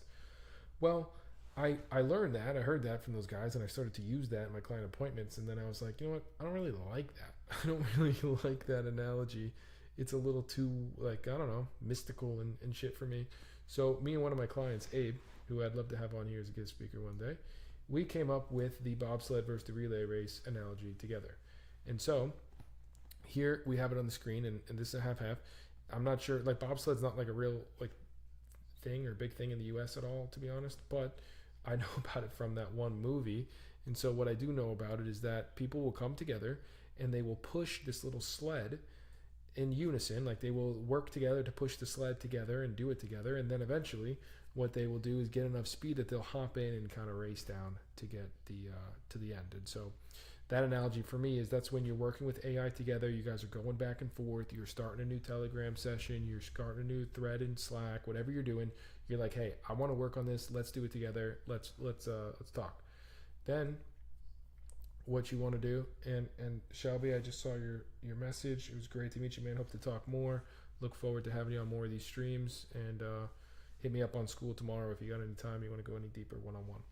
So for the bobsled though, that's when you're working with the AI directly. The relay race is more of when you want the agent to just do stuff in the background. And so if you know how relay races work, you basically, one runner runs around their part of the track and then they hand it off to another runner, and that runner knows how to grab that in the most efficient manner. You know, they usually start running, put the hand behind, they grab the baton, and then they run around the track until they give it to the next handoff, right?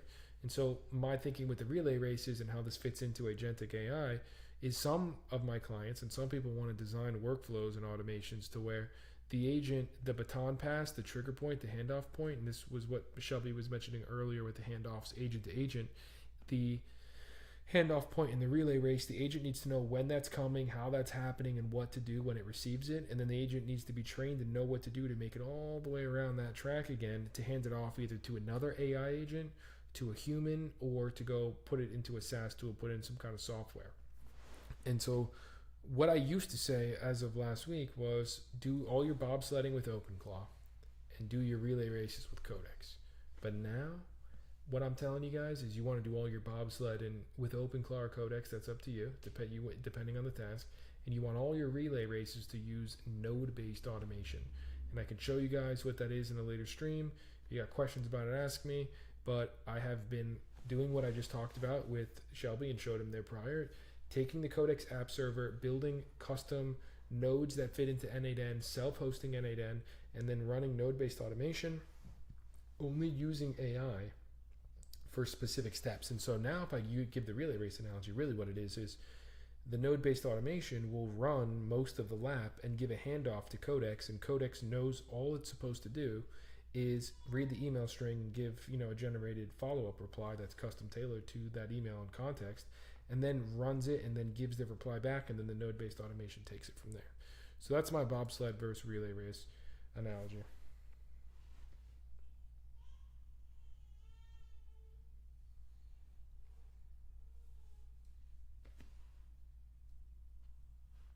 So the feedback I got from Reader was definitely liked bringing people on, so having Alex in here, which I don't know where he is. He may have came back, I don't know.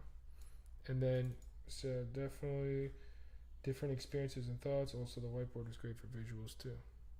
I agree.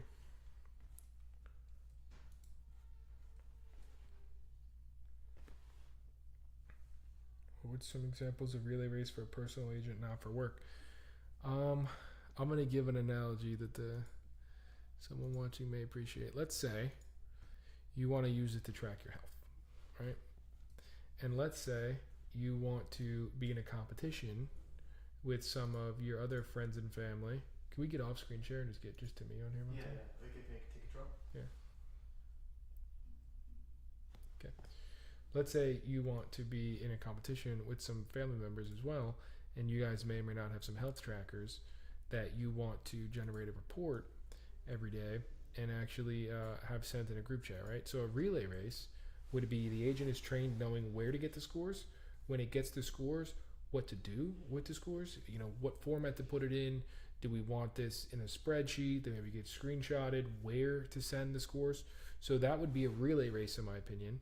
because that is just the same thing every time. It's really like a background automation. A bobsled would be, usually it's like the first time, or you want to connect it to your aura, let's say, and you want to have a conversation about the different things that you could do. We're like, oh, tell me about this, tell me about that. It's more like a one-off, random conversation, as opposed to, hey, do this thing every single day, no matter what. Does that make sense, Reader? I like the flip, guys. Sorry, I had to flip it there. Other examples I can give you as far as a personal agent goes. If you were to set a personal agent for the first time, personal agent workflows, relay races would be more like email inbox management. So if I want to ask my agent, hey, go through my emails, give me a summary of what happened today, you could do that. But if you wanted to put more rules, like anytime you see this email, anytime you get something from this sender, anytime you get something that looks like a receipt, then file it to these places, you can just do that with automation. That would be, or you can still use your agents for that if you guys want, but that would be an example of a relay race. Just anything that's going to happen all the time in the background.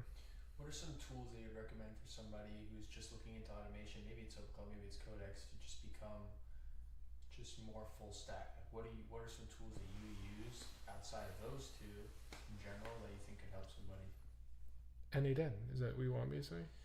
No, like which one are you thinking? Because you know what they use. Yeah, Clearly. Oh, those other things. Okay. Just full stack stuff that helps. Yeah, so some of the things that are going to help is, if you're going to do anything with AI, Markdown becomes relevant. What is Markdown?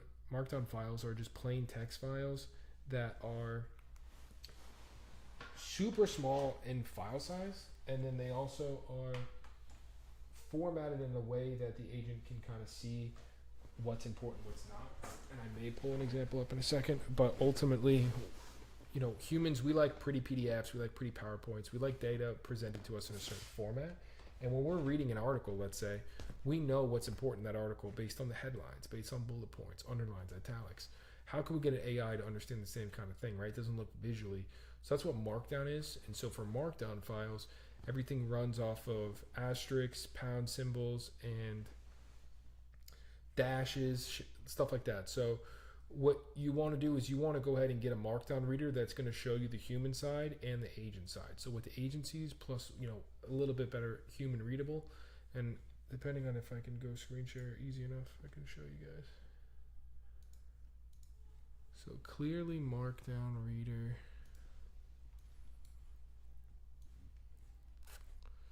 See if I have that app on here.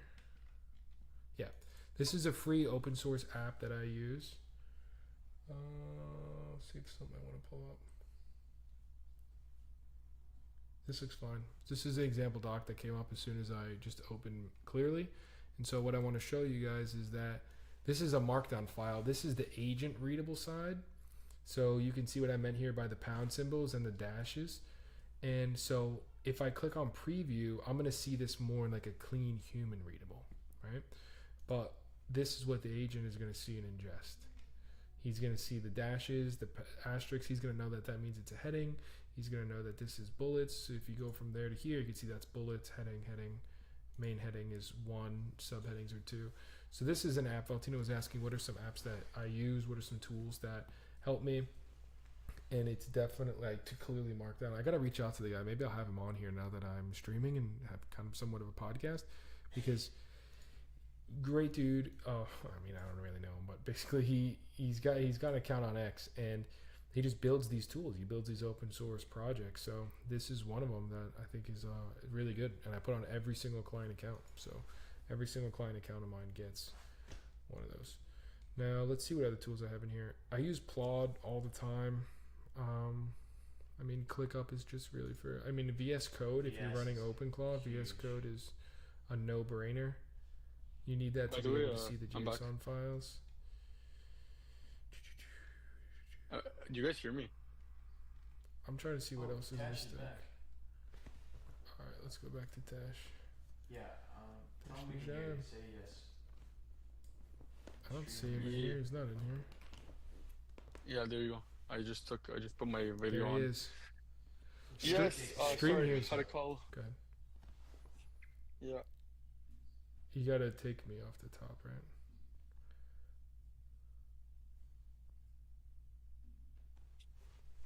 All right. So Me and you you, were brother, showing we're them on the there. tools. Yeah, Valentino was kind of just asking me questions and trying to keep discussion going. So he asked, what are some tools that you use to be able to interact with AI more efficiently? And so I was For showing sure. clearly Markdown, and I was talking about VS Code and Plod, but I think there was a chat that I missed. I can't. This is not loading here.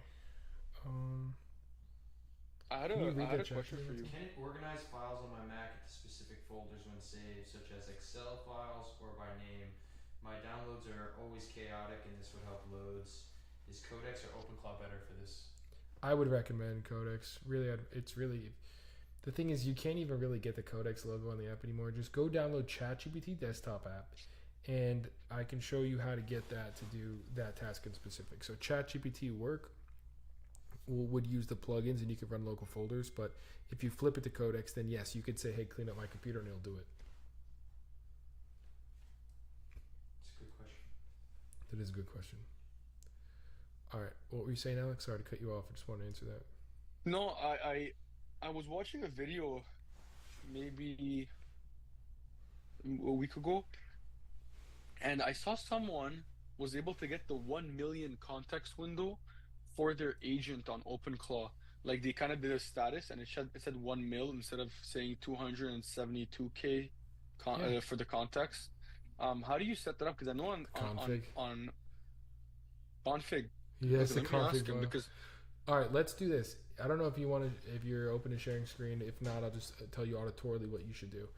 You need to put the most recent schema file in there and then point your agent at it and say, tell me where in the schema file it shows how to select, customize, and input what I want for the context window for this model in specific. That way you don't break anything right now.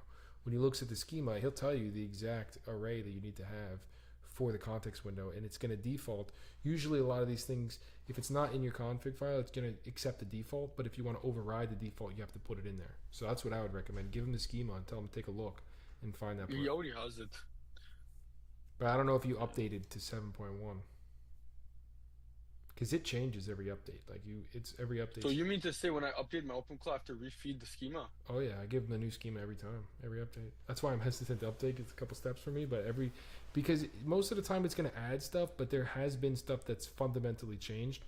Around May, they started to shift everything into plugins, and so I would do an update, everything would break, and it's because Slack wasn't native anymore. You had to have the Slack plugin enabled. I didn't know that, so that's why now. Just every quick update. question.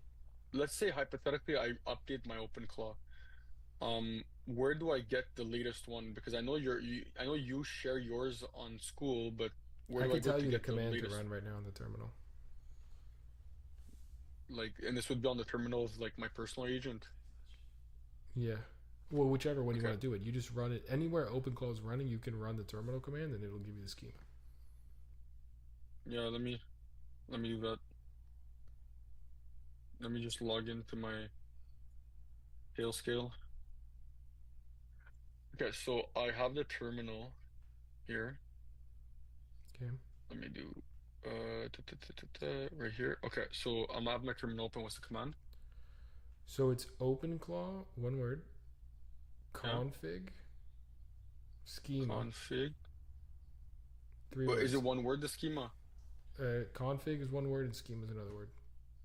So you have to separate it with a space. Yep.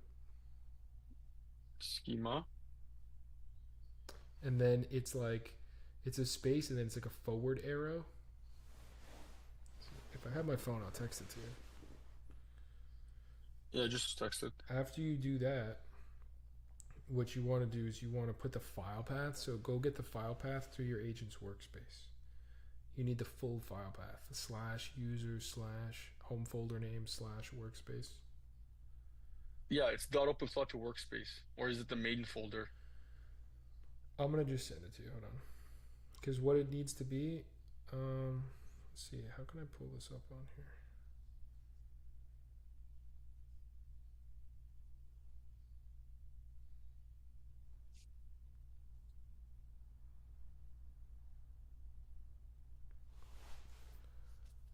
I just sent it to you. If I send it in the Zoom chat, maybe we can pull it up on the screen.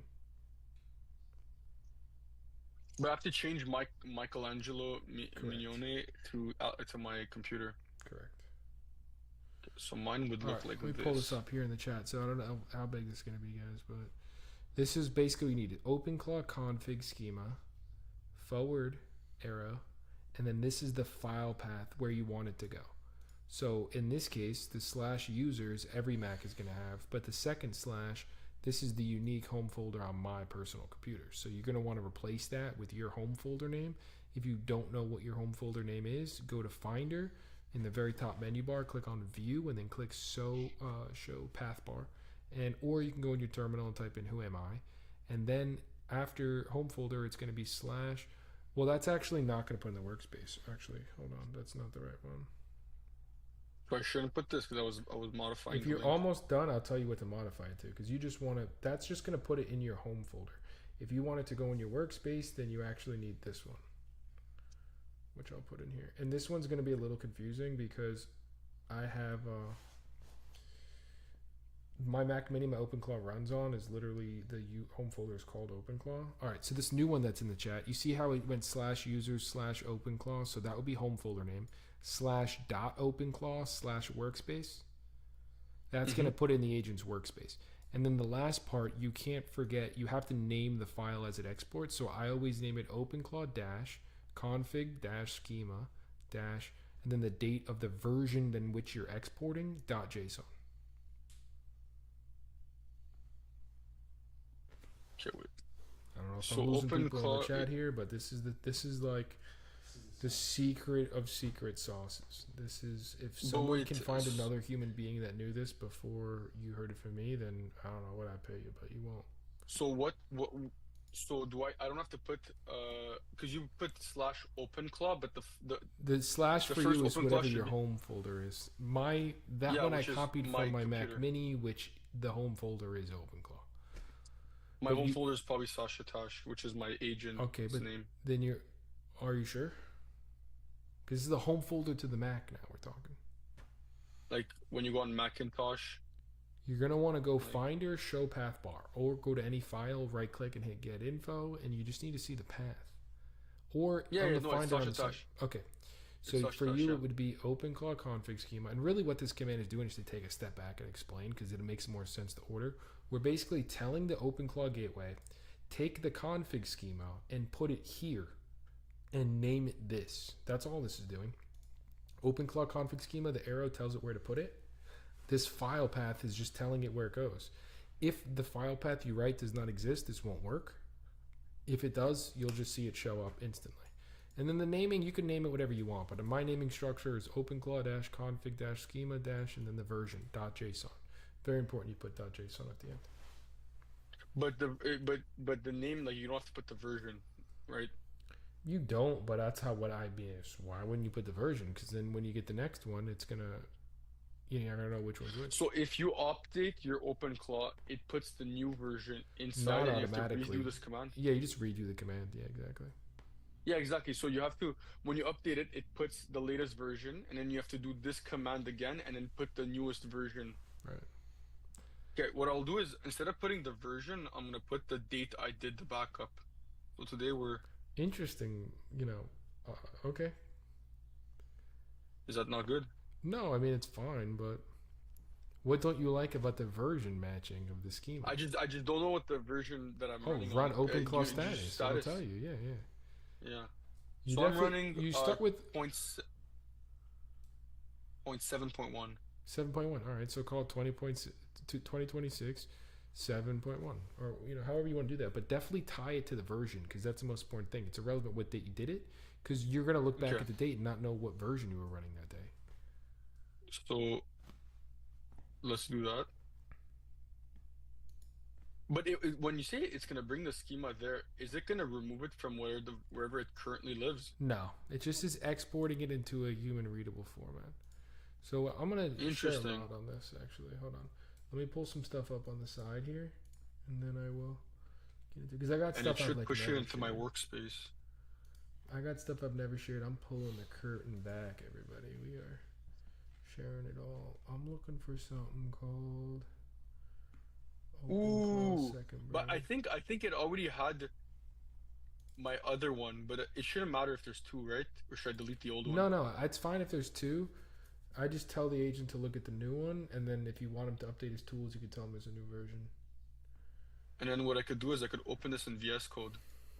Oh yeah, and then you can take a look at it. Let's see what this folder is. And this is the one that has like 60 something thousand lines of code. 60,000 Yeah. lines of code. Yeah, I got a crazier version than that I've never shared. That I'll share right now if anyone wants to see. You got the secret sauce. Yeah. And I'll tell you exactly the date I figured this out because these are the files, the date I did it. So what I have. Okay, so here- now that I have April the latest one, 14th. I just pointed. Been on that. Been on this shit, huh? April 14th, dude. What are we in August? Just about. Damn, I wish Let we me did a tell him to keyboard, read bro. this. Copy. Can I just wire So- that one? Hey, Sasha. No, I guess it's dead. It's just get Use. charged. It doesn't wire. I have a Mac keyboard though in the closet if you want to grab it. So look what I got here, Alex. This is a whole nother level. I could share this one if people want. This is basically broken down and separated into its individual parts of that 60,000 line master one. So you could see this one is just about Discord. This one is like it's just markdown files for the individual pieces in this one at least. So if you want to use Mattermost as a channel, like these are the specific things for just that. It's a cheat sheet broken down by that. And then this one is a little bit broader, I think. I think this one's less. See if I can make this a little bigger what we have in here. By the way, every agent that you build, like every sub agent that have different workspaces, do you give them the schema file too? You No, probably just do. the main agent, because the main agent's the only one I'm ever going to have make changes. It's okay, just keep it on the side. Okay. I don't need it for right this second, but that's good to have. So what we have, thank you, just keep it there. So this one actually shows a little bit of a different breakdown. This one has overview and core, so we have meta. Thank you. Auth secrets and approval, gateway and network. Yeah, these are the different config sections.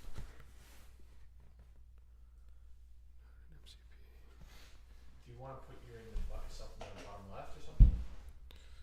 Yeah. I can do it if it takes sticks. You basically need to unhide video capture mode right there. I'm making him read the entire schema now. Do it, and then ask questions against it. Like, ask questions. Is this good? Valentino, over time? Yeah, that's just good. So the outcome is want him to modify the schema, or he just needs to know the No. schema? He doesn't need to modify the schema. When he touches your configuration file, it has to follow the schema is the correct verbiage. Follow. Yeah. So the schema, if do you want mind pulling it up, or you want me to pull it up? Let me pull it up over here. Yeah, it's just Let me- 'cause I'll you're open not one, gonna I'll see open well one. because it's Here's an older Yeah. version. it is wild. It has so much crap. You've never looked at this? No, I've looked at it, but like I'm looking at it again because my agent's just telling me about everything. Yeah. All right. How many people we have in the stream right now? We have 6 viewers. All right. So let's see how I can zoom this in. I don't know how to zoom this in VS Code without a keyboard. Here. Just zoom it for me. Command plus. Okay. Thank you. So just for the stream, this is what I've been talking about here as far as the schema goes. When I say it's an answer key, it's because if the agent is trying to, for whatever reason, do settings regarding, like, let me zoom down for something too. Yeah. No, we're good here. Let's say, so you wanted models, right? You wanted to see, actually I will take the keyboard if it's Bluetooth filter. It is. It's connected. Thank you. Let me Command F, and let me find your context window situation. It's just, this is an older version, but I have the 7, but right here. What model do you want to run it for? Are you asking me? Yeah. For me it was 5.6 Sol 1 million. Okay.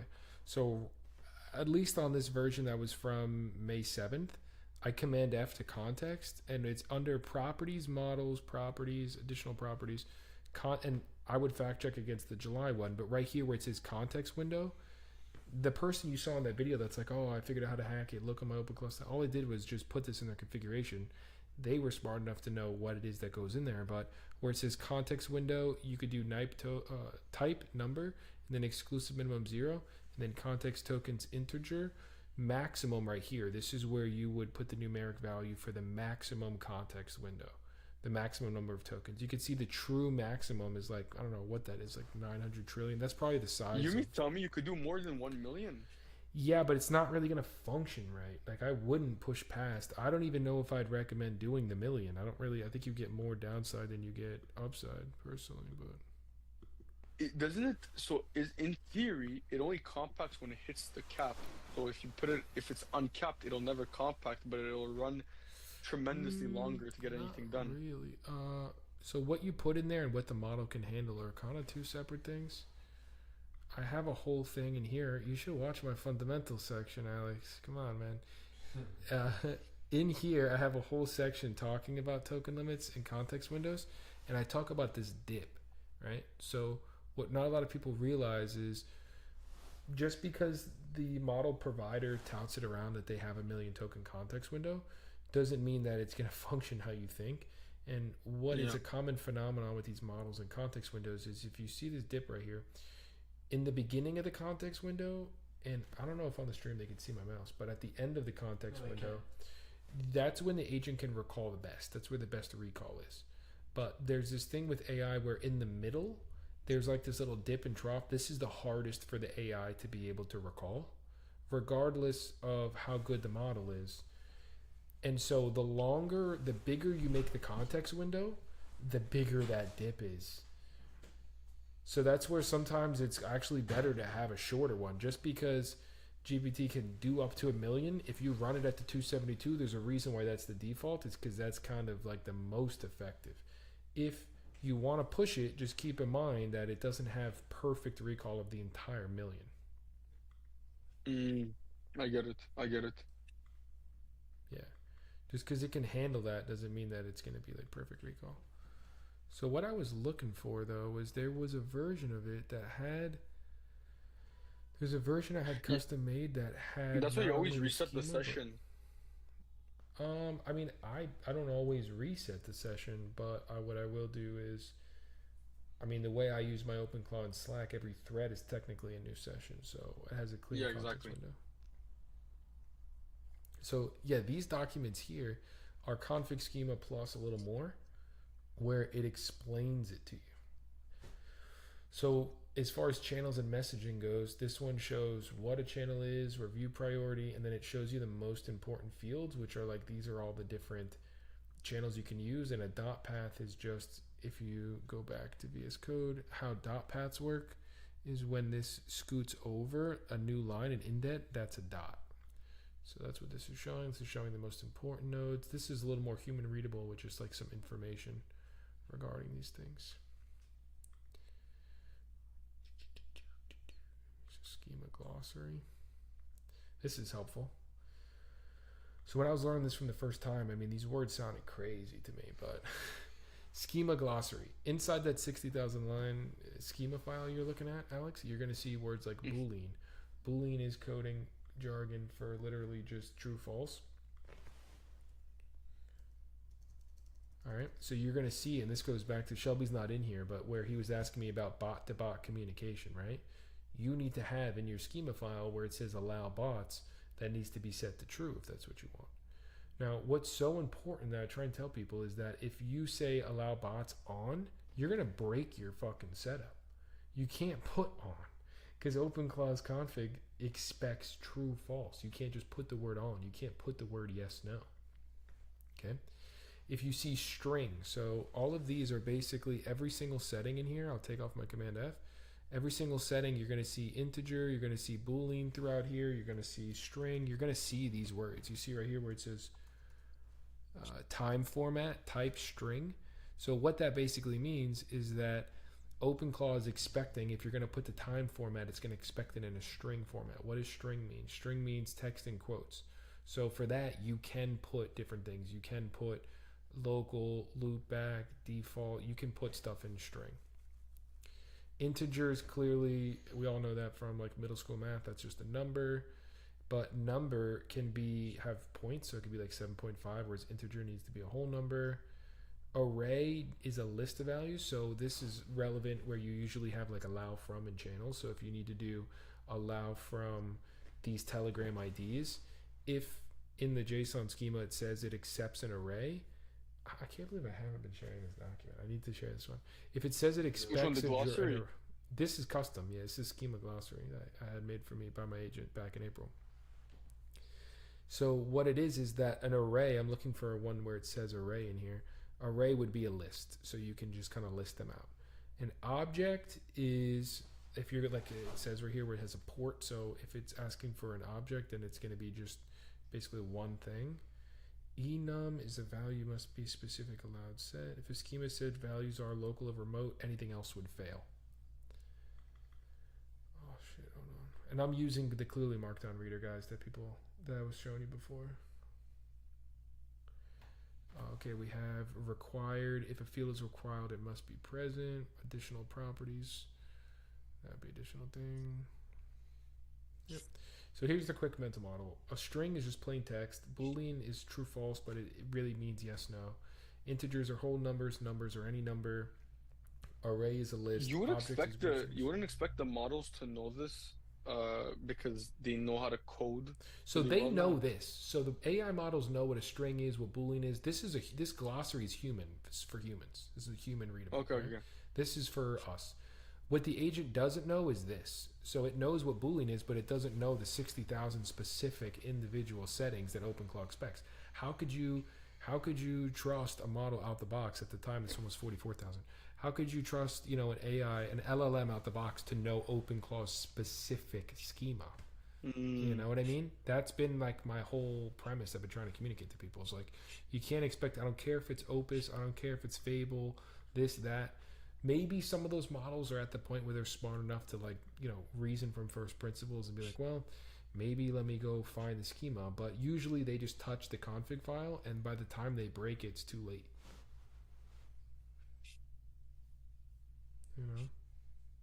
Yeah.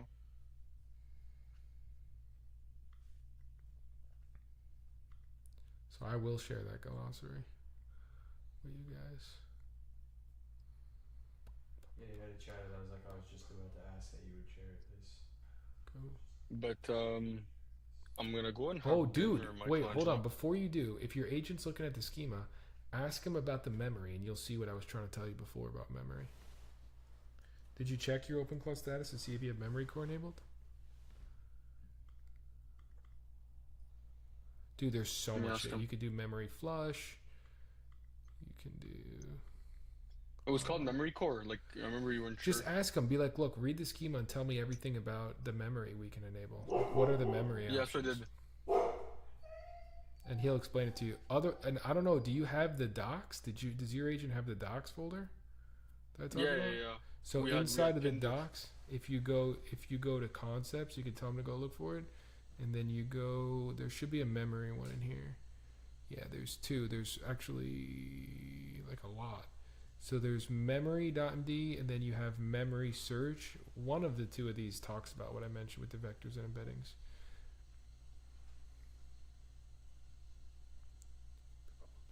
See, supported providers. If you're going to use, this is to do the embeddings I was telling you about. If you're going to do that, you have to have an API key. You cannot use your subscription. If you're going to do local embeddings, then you don't need it if you just have a local model. But these are the supported providers, at least at the time I exported this. Olama, Voyage, OpenAI, Mistral, GitHub Copilot, Gemini, Bedrock. Oh, dude, look at this graph. Your Christmas. Query, embedding, vector search, tokenized VMT, weighted merge top results. So, yep, this is how you enable it. It's right here, bro.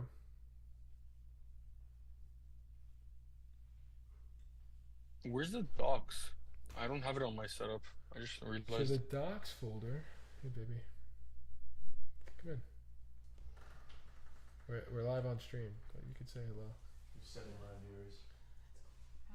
7. So the docs folder is usually within a file path that I can help you get to on yours. Well, you did it. You still have. You can't find it on one that's an npx install. You're not gonna be able to do it. It's not there. I'm gonna have to send it to you. Let me see if I can go to a different client computer real fast, and I'll show you the full path. Because maybe it'll be there for you, but anything that's not the curl command that used homebrew, it usually doesn't have it.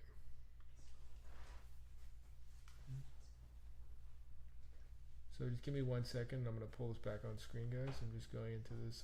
I'm going to remote into a device.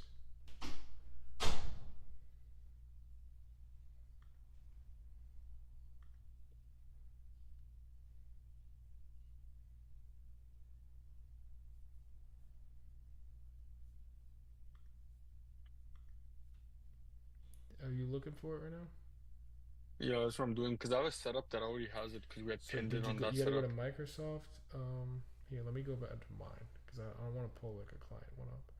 I'll show you on mine. What you want to do is you want to go to Macintosh HD. Here we go. Yeah. So this is Ninja One. This Yeah, one- Macintosh HD console. Oh, I'd NVM. love to show you this. I don't know if you saw this, Alex. But What? do you see my screen? Hmm. So this came out on. This was posted on Twitter over the weekend. And went absolutely nuclear because everyone loved the idea, including myself. Imagine this, Alex. I know you said you got to go get dinner, but can I have you for a few more seconds here? Yeah, go ahead, go Alright, ahead. check this out. Imagine when you were running your painting business, you were able to just play a video game. You know, everyone's talking mission control this, mission control that. This guy had the idea. I don't know if you ever played any of the Tycoon games, but what you would Of do course. is, so I used to play Zoo Tycoon all the time, Roller Coaster Tycoon. This I was a guy, roller coaster tycoon guy. this guy basically had the idea. What if you made like a Tycoon style video game for your business where the roofs in the back, this guy was a roofer. These are the real projects you have going on. You can move your character, walk over there, kind of see what's going on in the status per se. And the characters inside the video game are AI agents that you could talk to and that'll bring stuff over to you. And I thought it was just an absolutely brilliant idea. I thought it was a brilliant That's idea. crazy. Dude, think about it. Video games are so fun and like so engaging and so stimulating, but like sometimes running a business can be so boring and so just not stimulating and fun and engaging. This is But crazy. if you merge the two and you make it so the video game you're playing is taking real action for your business that's productive, then it's like the best of both worlds because you could be playing video games and think about it. You could build a business, Alex, around hiring young kids that are addicted to playing video games, have them play video games, and now they're just basically running your business. So this dude posted this over the weekend, and then yeah, it blew up. And then other people were like, yo, I made this. People started making it. People started having ideas like, yo, what if we crowdsourced it so like you made the video game playable by all the other people and like just let people play the video game, but really it's like growing your business. It's crazy. If you go on this tweet, it got almost 1 million views and a lot of people wanted to do it. I thought it was the most genius thing because Can I you send started it in the thinking, chat? yeah, sure. You want The the tweet post. or what do you want? Yeah. The Twitter post. Yeah, the one that the original original? post of this roofing thing. That's wild. You want it in the Zoom chat? Well, you could put it in the Twitch chat, I think. I don't know if I can. Can it? Does it send in here, Valtino? If I do that? I could send it if you send it to me on Zoom. That sucks. All right, I'm gonna send it on Zoom. Hold on, dude. I'll send it to the chat. But let me. I got a little distracted there. Let me show you the file path too after I send it to you on Zoom. That's crazy. Right? So I could tell you more of my ideas we could talk about another time, but I started thinking, man, you know, the whole world is a linear. Like when I do work on my computer, it's like, oh, I have to copy it through Ninja One. You're just gonna have to search on Twitter, dude. You'll find it. Roofing tycoon. Is it OpenCloud though that he used? I don't know what. No, he didn't build it. He just had a concept. He literally just posted like a concept. If someone does that, by the way, like and gives access, like gives access to anyone to build their roofing business, he's like firing real humans, but they look like digital characters. That'd be crazy. I know. So what I was thinking is like, right now we interact with, let's say, email, spreadsheets, Google Docs, these things in a 2D format on a monitor. But what if we were able to play and control a character in a 3D world that just like was our business? And so a couple ideas I had, Alex, was let's say you are moving a character through a video game style 3D world or office building, and you walked into a room or into an area where it just had your CRM but as NPC non-playable characters in a video game. But it's like, here's your CRM of your 100 leads, and you walked your character up to it, and you had 3 prompts, right? You had the option to go and send text, send email, or make call. And you click make call, right? So good. And it makes a call through your phone system, let's say. And when it makes the call through your phone system, if they pick up, what they're saying, what you're saying is popping up on the screen as if you're talking to... Bro, that would reduce... I don't have it. I don't think you have it anymore, Valentino. No, I mean, at times in my life maybe, but like cold call reluctance. Like if you're playing a video game with a headset on, and you think, you know what I'm saying? But it's like a real person, like, and money's just coming in. But this is what like people are a thinking visual that of your GTA 6 leads is gonna happen. I think this is what's gonna happen to like the GTA 6. Wii Mii's, in the Wii Sports. Yeah, the Wii Sports, and then also, especially if you bring your agents in there, like you can walk through. Back to Canvas if you want. No, I want to show some stuff on here. But what I was thinking is, man, I was like kind of designing this with my agent last night. I was like, what I want is I want my 3D world and for what I'm going to build for myself in this, Alex and Martina, to be high rise, like on like let's say one of the new Related buildings in West Palm, right? GTA style, like above a character, like just in a suit, and like ocean views on the island of Palm Beach, but glass windows and shit, like in that new building. But every office will be like a different head of a department. So if I want to, I can walk into like my operations manager and get a report from an agent per se. Walk into my sales room and like talk to an agent and be like, yo, like kind of delegate work like I do to a Codex or Slack, but like in a video game style. You can run into the room and talk to them. And the controller will just have whisper flow. I just whisper flow. Like So he'll get it. You know what I mean? He'll start working on it. I walk my character out. I walk into the marketing department. I start working on ads in there. Start editing and It's shit. brilliant.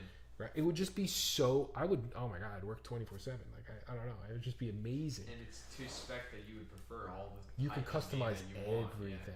Yep. That's what I'm That's thinking. All right, crazy. I gotta get you this file, dude. So you're gonna go to Macintosh HD. You're gonna go Wait, Command let me Shift get P. back into my.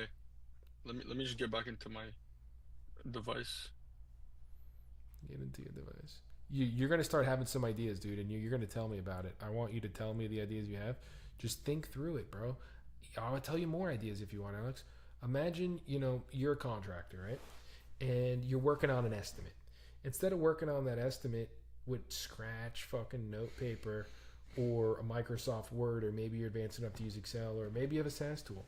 Imagine you're able to just drop the address and take a Google Maps on steroids where you can walk a character, or even if you just did POV, around the house or around the driveway, or maybe it'd be a little more difficult with the inside of a house for interior contractors, but for exterior ones.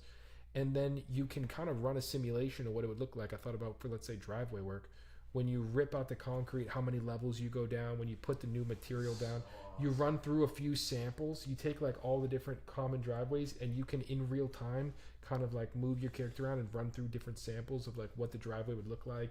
Maybe you customize the new driveway layout, and then you bring your client in there. It's kind of like metaverse shit, though. That's essentially what I guess. The metaverse didn't come on, but fuck a headset. Even if it was just on a TV. On the screen with Give the me a controller and give me buy a big TV and let me just like build and work in there. But let it take and be tied to real action in my business.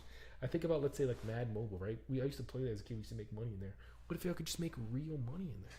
I was thinking about this when you talked about the hardscaping. You remember when you would play Zoo Tycoon, you could like physically manipulate the sidewalk. And Yes, that's why it's like not complicated. The So video game technology is already there. It's just no one brought it over to, let's say, estimating construction. What I was visioning is, let's say you run a contractor company, right? So let's say it's like Triple M and we got the driveways. What I'd love to do is wake up every day, get into my little 3D world, and see all of the driveways that are going on that day, right? So I imagine almost like, I never played like Clash of Clans, but you know how you like have all that shit happening? Oh I would my like God, to you're visually breaking be my able brain, to man. see the amount of projects I have going. And it would be so much dopamine, because then what I could do is I could say, all right, let's do some marketing. I could pull up a neighborhood I want to target. I can pull up like a neighborhood I want to target, right? Let's say, and I can visually see the neighborhood and like send some direct mail, send like a text, or like go through my database, look at the leads, reach out, cold call them, and you can visually see, okay, we're grabbing this property and we're moving it over to the stack of active projects, you know. Or you can make I always talk about assembly line. Like imagine houses just moving down an assembly line in a video game, and then you could see your crew. You could take your crews and make a digital version of them, and maybe have like a crew lead send you like an update. So it's like literally almost updating in real They would time pop up through and Company Cam, like a download from Company so Cam, good. uploading the shit, and you have the little guys doing the shit. That would be so good. I'm gonna pull this back up for that. That's what I was thinking, man.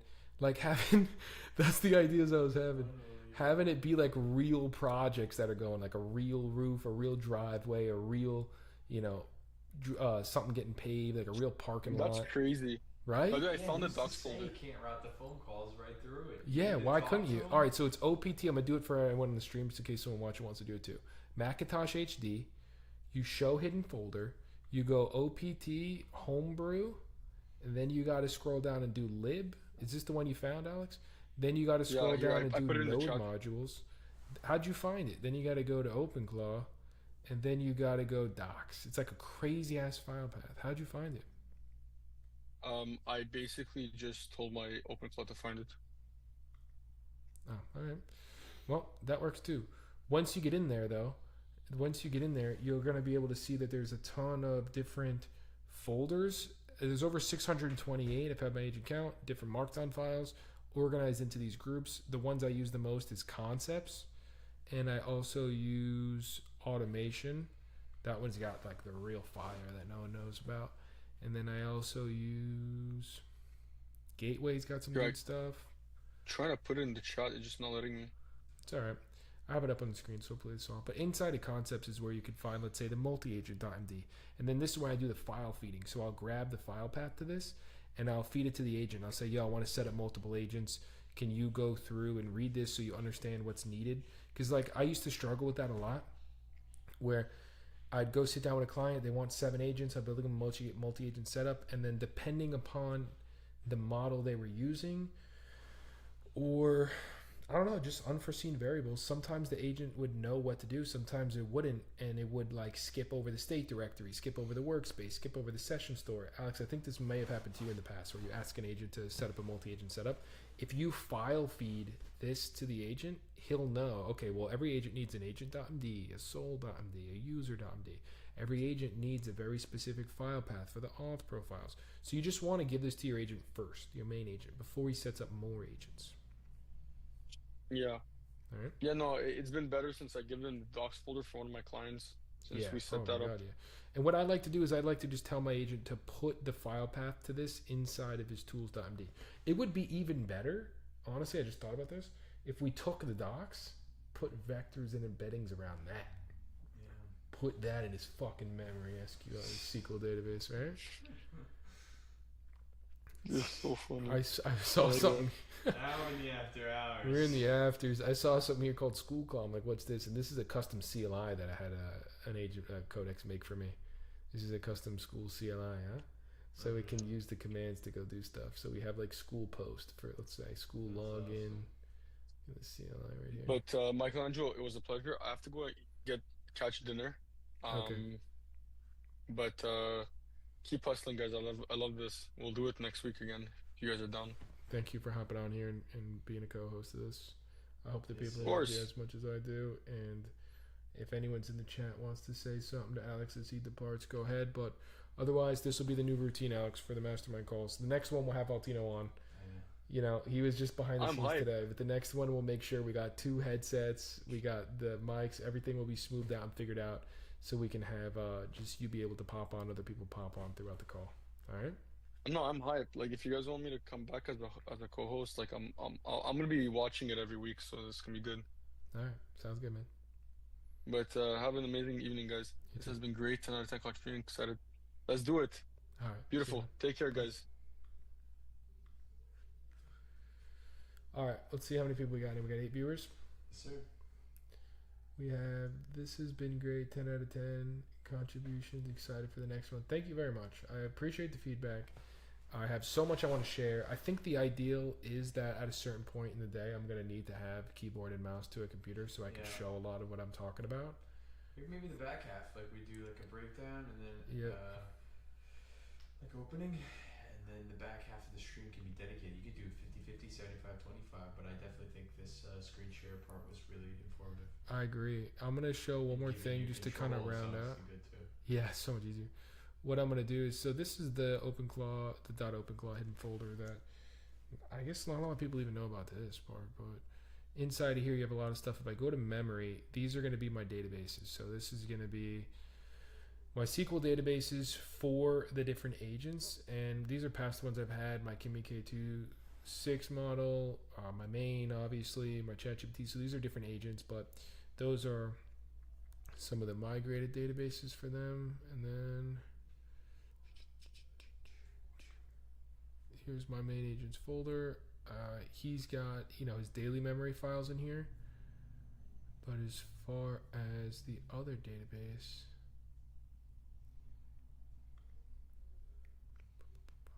I just believe in exploring. I just love getting in here looking around. Yeah, Because so every that's time they where you are update now. this too, like you kind of...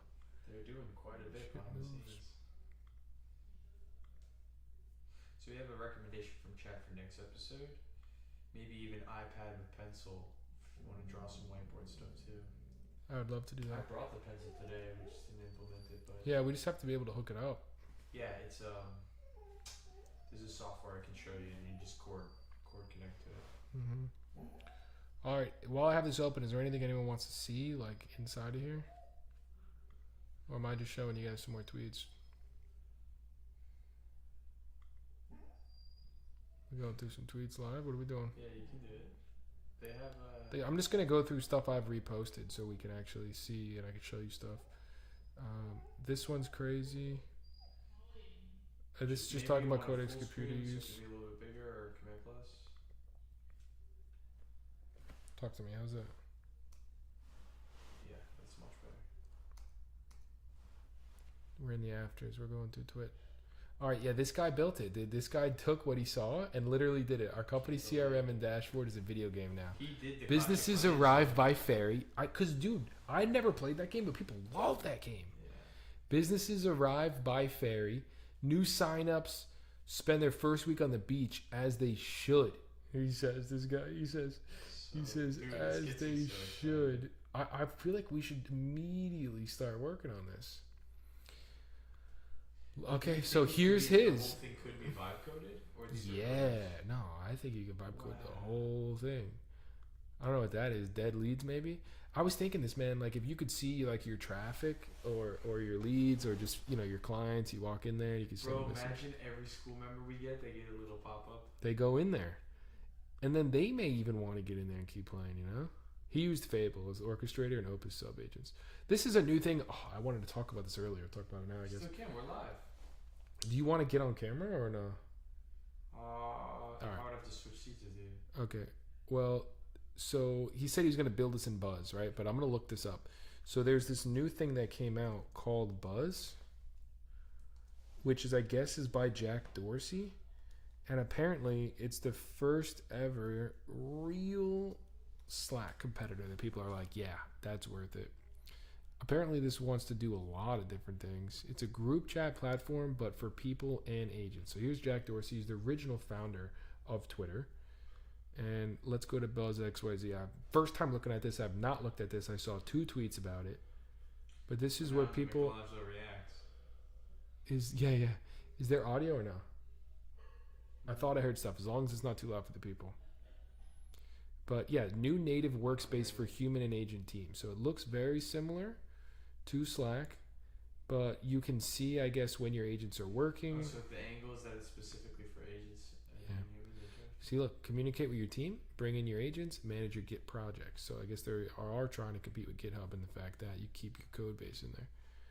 So this looks, I don't know what this looks like to me, huh? Very hypey, very stuff moving around the screen. It looks clean, I guess. It's just nearly 1-to-1. They said, let's not reinvent the wheel. That's Slack. Let's not reinvent the wheel here, Papi. What do you guys think in the chat? We gotta get some more people in here that care about this kind of stuff. But here's a look inside, I guess, for the people. Channel agents, PNG. So yeah, I mean, you can just manage your agents in there, I guess. They have threaded replies. It's cool. Multi-tenant And conformance. it's available, or it's still in No, beta? it's out. It's out. Built to reduce our dependency on Slack and GitHub. Model agnostic, decentralized, self-sovereign, open source for the VVS free That's ski. incredible. For the VVS free ski, it is, huh? I can't Wow, believe that. dude. Jack, not Butch. Jack Dorse. Yeah, his counterpart. No, Jack Butcher is not a counterpart. So one of I'm just gonna go through this and share a lot of the stuff. Looks like a color change mostly. Like Slack with a color change. Well, it's open source, so Slack is very expensive, so that's like a huge difference. Wow, yeah. Yeah. A 5-page website could be costing your local business thousands. So, I mean, look, I just want to share some of the stuff that I find. This, oh my God, I'm so excited to share this. This guy made something so you can send a webhook to your iPhone. If you download the apps, you could just send a webhook to your iPhone so you could send live notifications. And when you click on it, it could go to a custom URL. So now you can have your agents or your relay races in a node-based automation tool like N8N. Anything that could send a webhook can now send it directly to your phone. And you could click on it and it can go to a specific website. So, I mean, this is his launch video. And he's, putting some IRS stuff, some OpenClaw, some Hermes stuff. But instead of getting, because right now you have to route notifications through other apps. Think about it. Slack, yeah. Well, if you just want to get notified, it's like I'll do a Slack noti, I'll do an iMessage noti. Like, what are your options? Like, if I want every time I get a meta lead, standalone node. this is, well, it could be anything now. It's completely custom because it's a standalone noti. It's a standalone webhook, basically. And So so, we have a question in the chat. What is a webhook?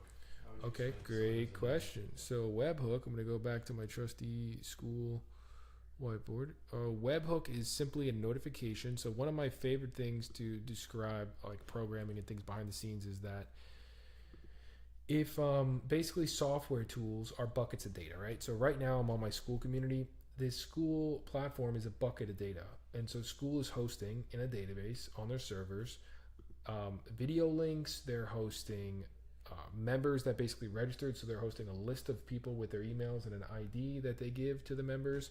And then all these software platforms do is they build a user interface, what's considered a front end, that allows you to be able to view the stuff and click around and engage with the stuff. Why am I explaining that kind of background and relevance? Because when you think about buckets of data, sometimes you're going to need one bucket to talk to the next bucket, okay? So there's two ways that can really happen. There's something called an API, which means application programming interface, which is just a way in which softwares can talk to each other. And the other thing is webhook is the same kind of concept to send data back and forth between platforms if you set it up correctly, but it's just a notification, like a trigger based. So when something happens, one application can behind the scenes send communication to another app, letting them know, hey, this just happened. Real world stuff I'm building with this is, let's say we use something like Airtable to just put a little simple form that someone on the team can fill out. When that form gets filled out in Airtable, I have a webhook that sends to N8N. So N8N receives the notification that a form was submitted, plus what were the answers to the forms, and then it can start working. So webhooks are a great way to do your handoff in your relay race, in your automation. And so webhooks just allow for you to send a trigger, to send a notification basically when an event takes place. And so going back to this, you can have a notification through the trigger get sent directly to your iPhone. And this guy's building crazy stuff, dude. He's putting live activity in it. Live activity in the custom webhooks. I love that stuff. So this is mad custom. DoorDash does that. Dude, That's my favorite. you can get it unbelievably custom now if you download this kid's app. Now I didn't try it yet. I can't vouch for him. This is just somebody on Twitter sharing their stuff. This is where I get everything. But I had a gazillion and one ways that I thought about I could use this. Because now at the end of any N8N automation, you can tell your agent, yo, if you get stuck, fucking send me a notification through a webhook. Like, you don't even really need a channel for a lot of your, notifications and stuff now.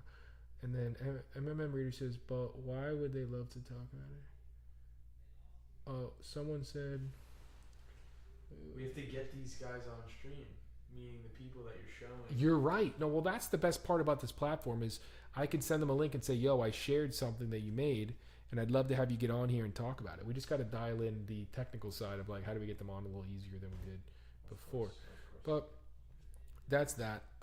Let me show a couple more things I saw recently. So I thought that was incredible. Cole Gordon right now, I think, is one of the best podcasts. He's been around. He's a high-level entrepreneur, and he's just had some amazing guests on lately. This is the guy I was talking about that is always doing the resets. TiVo, he's so funny. But what he basically did is he was on the Codex team, and he's been talking a lot about how many users Codex has gotten since they merged with the ChatGPT app. So ChatGPT Work actually though has officially overtaken Codex in the number of. So active. could you explain that difference to the people at home? I can, and I'll be brief. So ChatGPT, and the entire time I've been running my business, I used to tell people, okay, look, the difference between OpenClaw and ChatGPT is locked in a box. OpenClaw is connected to the tools. Therefore, if you want to get real stuff done, you're going to want to talk to OpenClaw, right? But what they did was they built this app called Codex, which was somewhere in between. It was an OpenAI application. It was a Mac application, ran their models, but was technically open source, could control your computer, and you can connect it to other things. And a couple weeks ago, what they ended up doing was they took the Codex Mac application, which was just beloved by developers, and then they just merged it in with the ChatGPT desktop application and made two apps in one. And then when they did that, they got a little bit of pushback. They refined it. They made some tweaks, but they basically made something called ChatGPT Work, which took the power of Codex and OpenClaw, where you can connect things to different tools and plugins. So let's say you connect your Gmail and ask ChatGPT now, can you summarize my emails? Can you send me an email at this time? Can you respond to that person? You don't need OpenClaw. You don't need Codex anymore. You can do it in ChatGPT with the ChatGPT Work feature. And so to do that, you actually need to just go to chat. And if you update it, you should see it say work. And when you update it to work, you can start by connecting your plugins. And once you have your plugins, you can do more stuff. It's Agentic AI, basically. So that's what work is. And I'll do a deeper dive on another time. I just want to hit on a couple more of these, and then we'll probably wrap the stream up. This guy, this was crazy. I verified this. I went and did this. I went and read this stuff. This was absolutely nuts. Okay, so for me, on the OpenAI side, I, don't want to say I was happy to see it, but there's just so much love for Claude that I don't personally have. That when something like this takes place, I'm like, What is this? What this basically is that, and this happens in ChatGPT as well, when you want to share something, you can share a thread, right? But what Anthropic didn't realize was when you share threads in Anthropic, it creates a public link that was getting indexed. No. So you can go on there and reverse search site claude.ai/share and read people's real threads, dude. This is not. You want me to do one really quick? You guys want to read a Not couple? really. Come on, guys, let's do it. Let's go. You have to do Brave because they got it off Google. But if you go to Brave search, let's see if they took it down. Because I verified. I was reading mad threads. You got to go site, and you go claude.ai/share. Oh, they got it. Oh, no, I did SI. I did SI. There's a little typo, guys. A little typo on the stream. No. Looks like they took it down, though. It was live, though. So all of the threads that had ever been shared got indexed on Google. Thank you very much. It got indexed on Google and was searchable, right? And then earlier there was the way to see the artifacts, too. I verified that as well. But that's what that post was right there. Now let's go back over here. I think I zoomed it in a little too much. I'm just going to do a couple more tweets, but this is basically where I see this is like my AI news. We This is had where I great see. uptime today. Our uptime is 2 minutes, 2 hours, 23 minutes. It's awesome. This is the periodic reminder that Codex is fully open source harness. You can audit exactly what happens to your prompts. Incredible. People don't know that either. It's open source. A lot of people are using Opus 5 to one shot, which basically means you give one prompt and let the model do its thing, and then you can check back later it's done. This guy built this video game. This is not like a real video game. He built this using Cloud Opus 5. One prompt. Built this.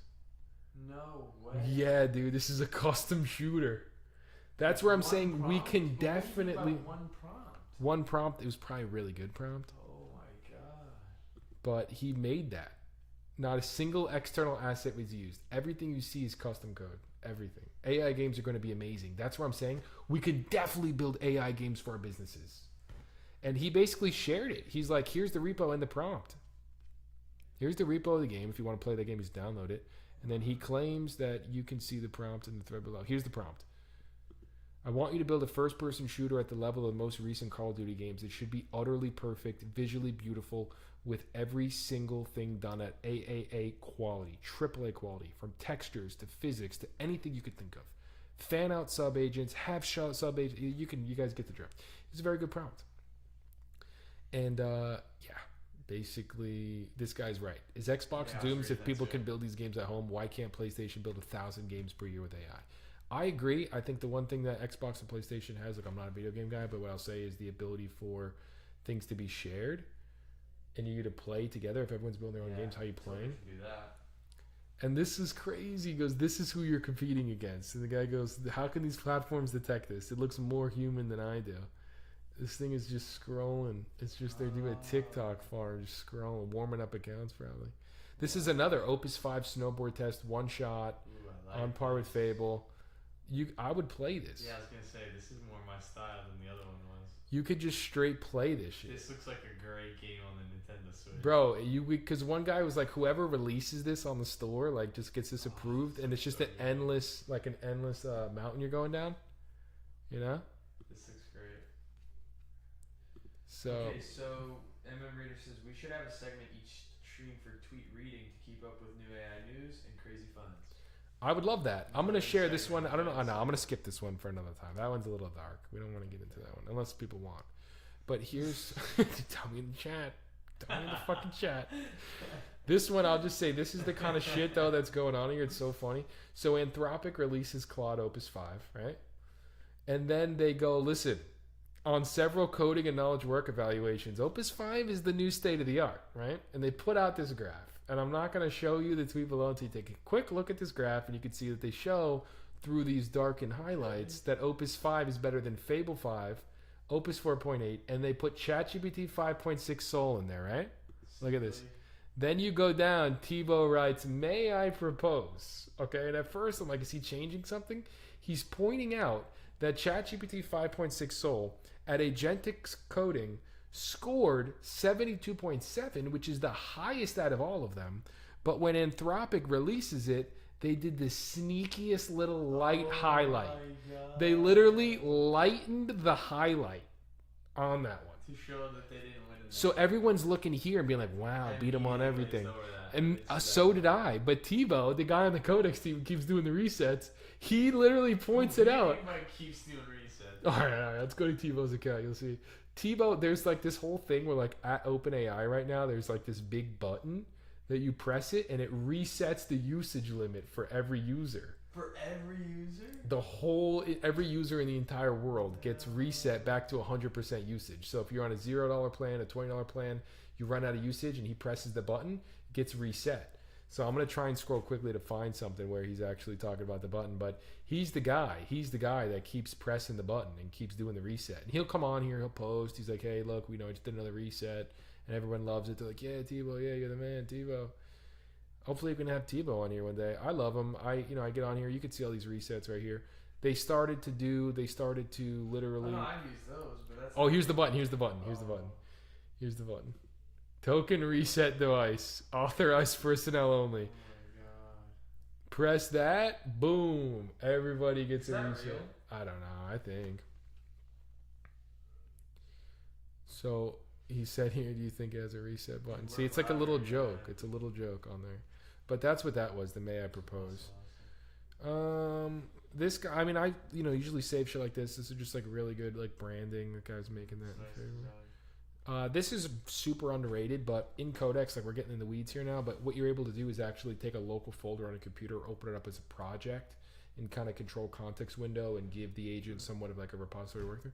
You now can start a project with multiple sources. So instead of being limited in Codex to just one folder for the project, you can take like, let's say a folder that's for a knowledge base or a folder that's for something else and open up a Codex project on that. And then this is just really good branding. He said he made this with one prompt. You know, I saw a lot of Opus 5 this I weekend. like this. I saw a lot of Opus 5. This looks is so nice. beautiful. So I looks was so like, I nice. actually saved that on my computer so I can just give that to I an like agent that and a say, lot. remake this, but Yeah. with my branding and my colors. I love that color. It's just a good way to do it. So I thought about this, and I use ChatGPT 5.6 Pro, which is the best research model, I believe. And it's not even available in Codex or anything else.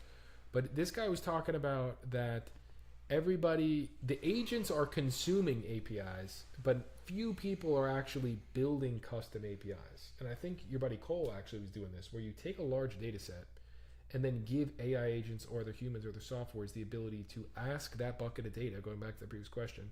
If you accumulate and build a big bucket of data, you can give someone an API which allows their agents to actually query against that big bucket of data far more efficient than scraping. So example would be real estate would be a great idea. If like the Palm Beach County property appraiser, if I want to have an agent that goes through, those listings, it's going to have a couple options. Scrape the whole thing out. I know what Papa gives it to you, so I know I can get it from Palm Beach. Or you would have to have him just go through the browser, unless someone had an API they gave you. So that guy's saying, why don't we just start? If you became someone that sold API access, you would make a fortune because you could get the agents to get on it. A lot of stuff about ChatGPT voice just came out. This is crazy. I haven't tested this, but your ChatGPT work agent can now use websites that require you to sign in basically a cloud browser. So you were able to do in-app on the local on the desktop, but now like from your phone or from the web, he can use its own. Agents.md is a topic for a whole nother day. This is a phenomenal Sam Ovens interview. Highly recommend. It's very, very good. But yeah, there's a lot on voice. You know what I used to do in my daily streams? What? If you really start pumping the volume I was doing, we would just like put it in the calendar with the guys. Hey, next episode, everybody come in. We're watching this, and we would just watch. Yeah, like that's awesome. Like you're in school, like it's a movie day. Like Incredible. people would be excited for it. They're like, all right, let's watch it, and then you like put your little face in the corner because they want your reaction to it as well. Here's the last thing. Hopefully we could share this with a couple of close family and friends that love soccer. What is this? This is the first time I've ever seen somebody or a team use AI in sports. I always kind of had the idea in the back of my mind. This may make me fucking be an Arsenal fan. Arsenal's hiring a research engineer, right? That all they do is build AI models that can help train them and like analyze footage and learn shit and like do shit regarding football. Wow. So this is some of the things on Twitter. If you're not on Twitter or X, I just hate calling it that. I highly recommend. I call it Twitter as well. I still call it Twitter, and I highly recommend you get on here. And if you train your algorithm correctly, I retweet and this is funny. And they It's so funny. I loved it. And I just trained my algorithm to show me. This is something I really wanted to do but haven't done. I should do it now. Come back up. This person ended up having an automation that goes to Codex, and then every 20 minutes it will update the titles with basically the progress of the thread to these check marks and the waiting symbol, so it's quick and easy to read. Thought that was smart. Codex can now visualize anything, introducing Codex slides, open source, image native. Like, this is good I slides. like that artwork a lot. Really good vibes on that. Yeah, cool style. So that's how we're This is feeling, good, guys. Yeah. But we could probably wrap it up here. It's that time of night. I just want to share a couple of Why don't you things. switch to full cam mode and then just give an outro for us? And this is a brilliant runtime. Where's the cam mode? You click cam, yeah. You should be full screen there.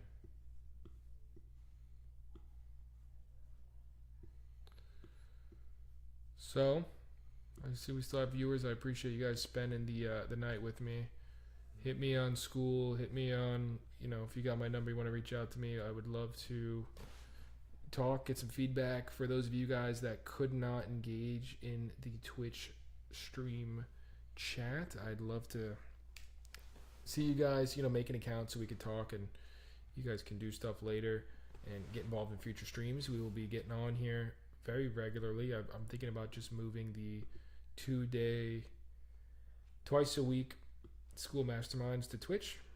I'd love to have my co-host and brother Valentino on here in the next one. We'll get the technical stuff dialed in. It's behind the scenes And today. appreciate the feedback, appreciate the quiz, the comments and the engagement. We will I have a lot more planned on the next one. As far as I didn't even get to do the presentation tonight that I wanted to, but that's all right. But Save for next we'll do more episode, screen share. We'll do more having guests on, and we're going to be getting a lot of clips from this that we'll publish all over social media. So the more we can grow the stream and grow the show and grow the brand, we should be able to have more people on here that maybe have bigger channels or have more to share and want to share with the audience. So thank you all very much.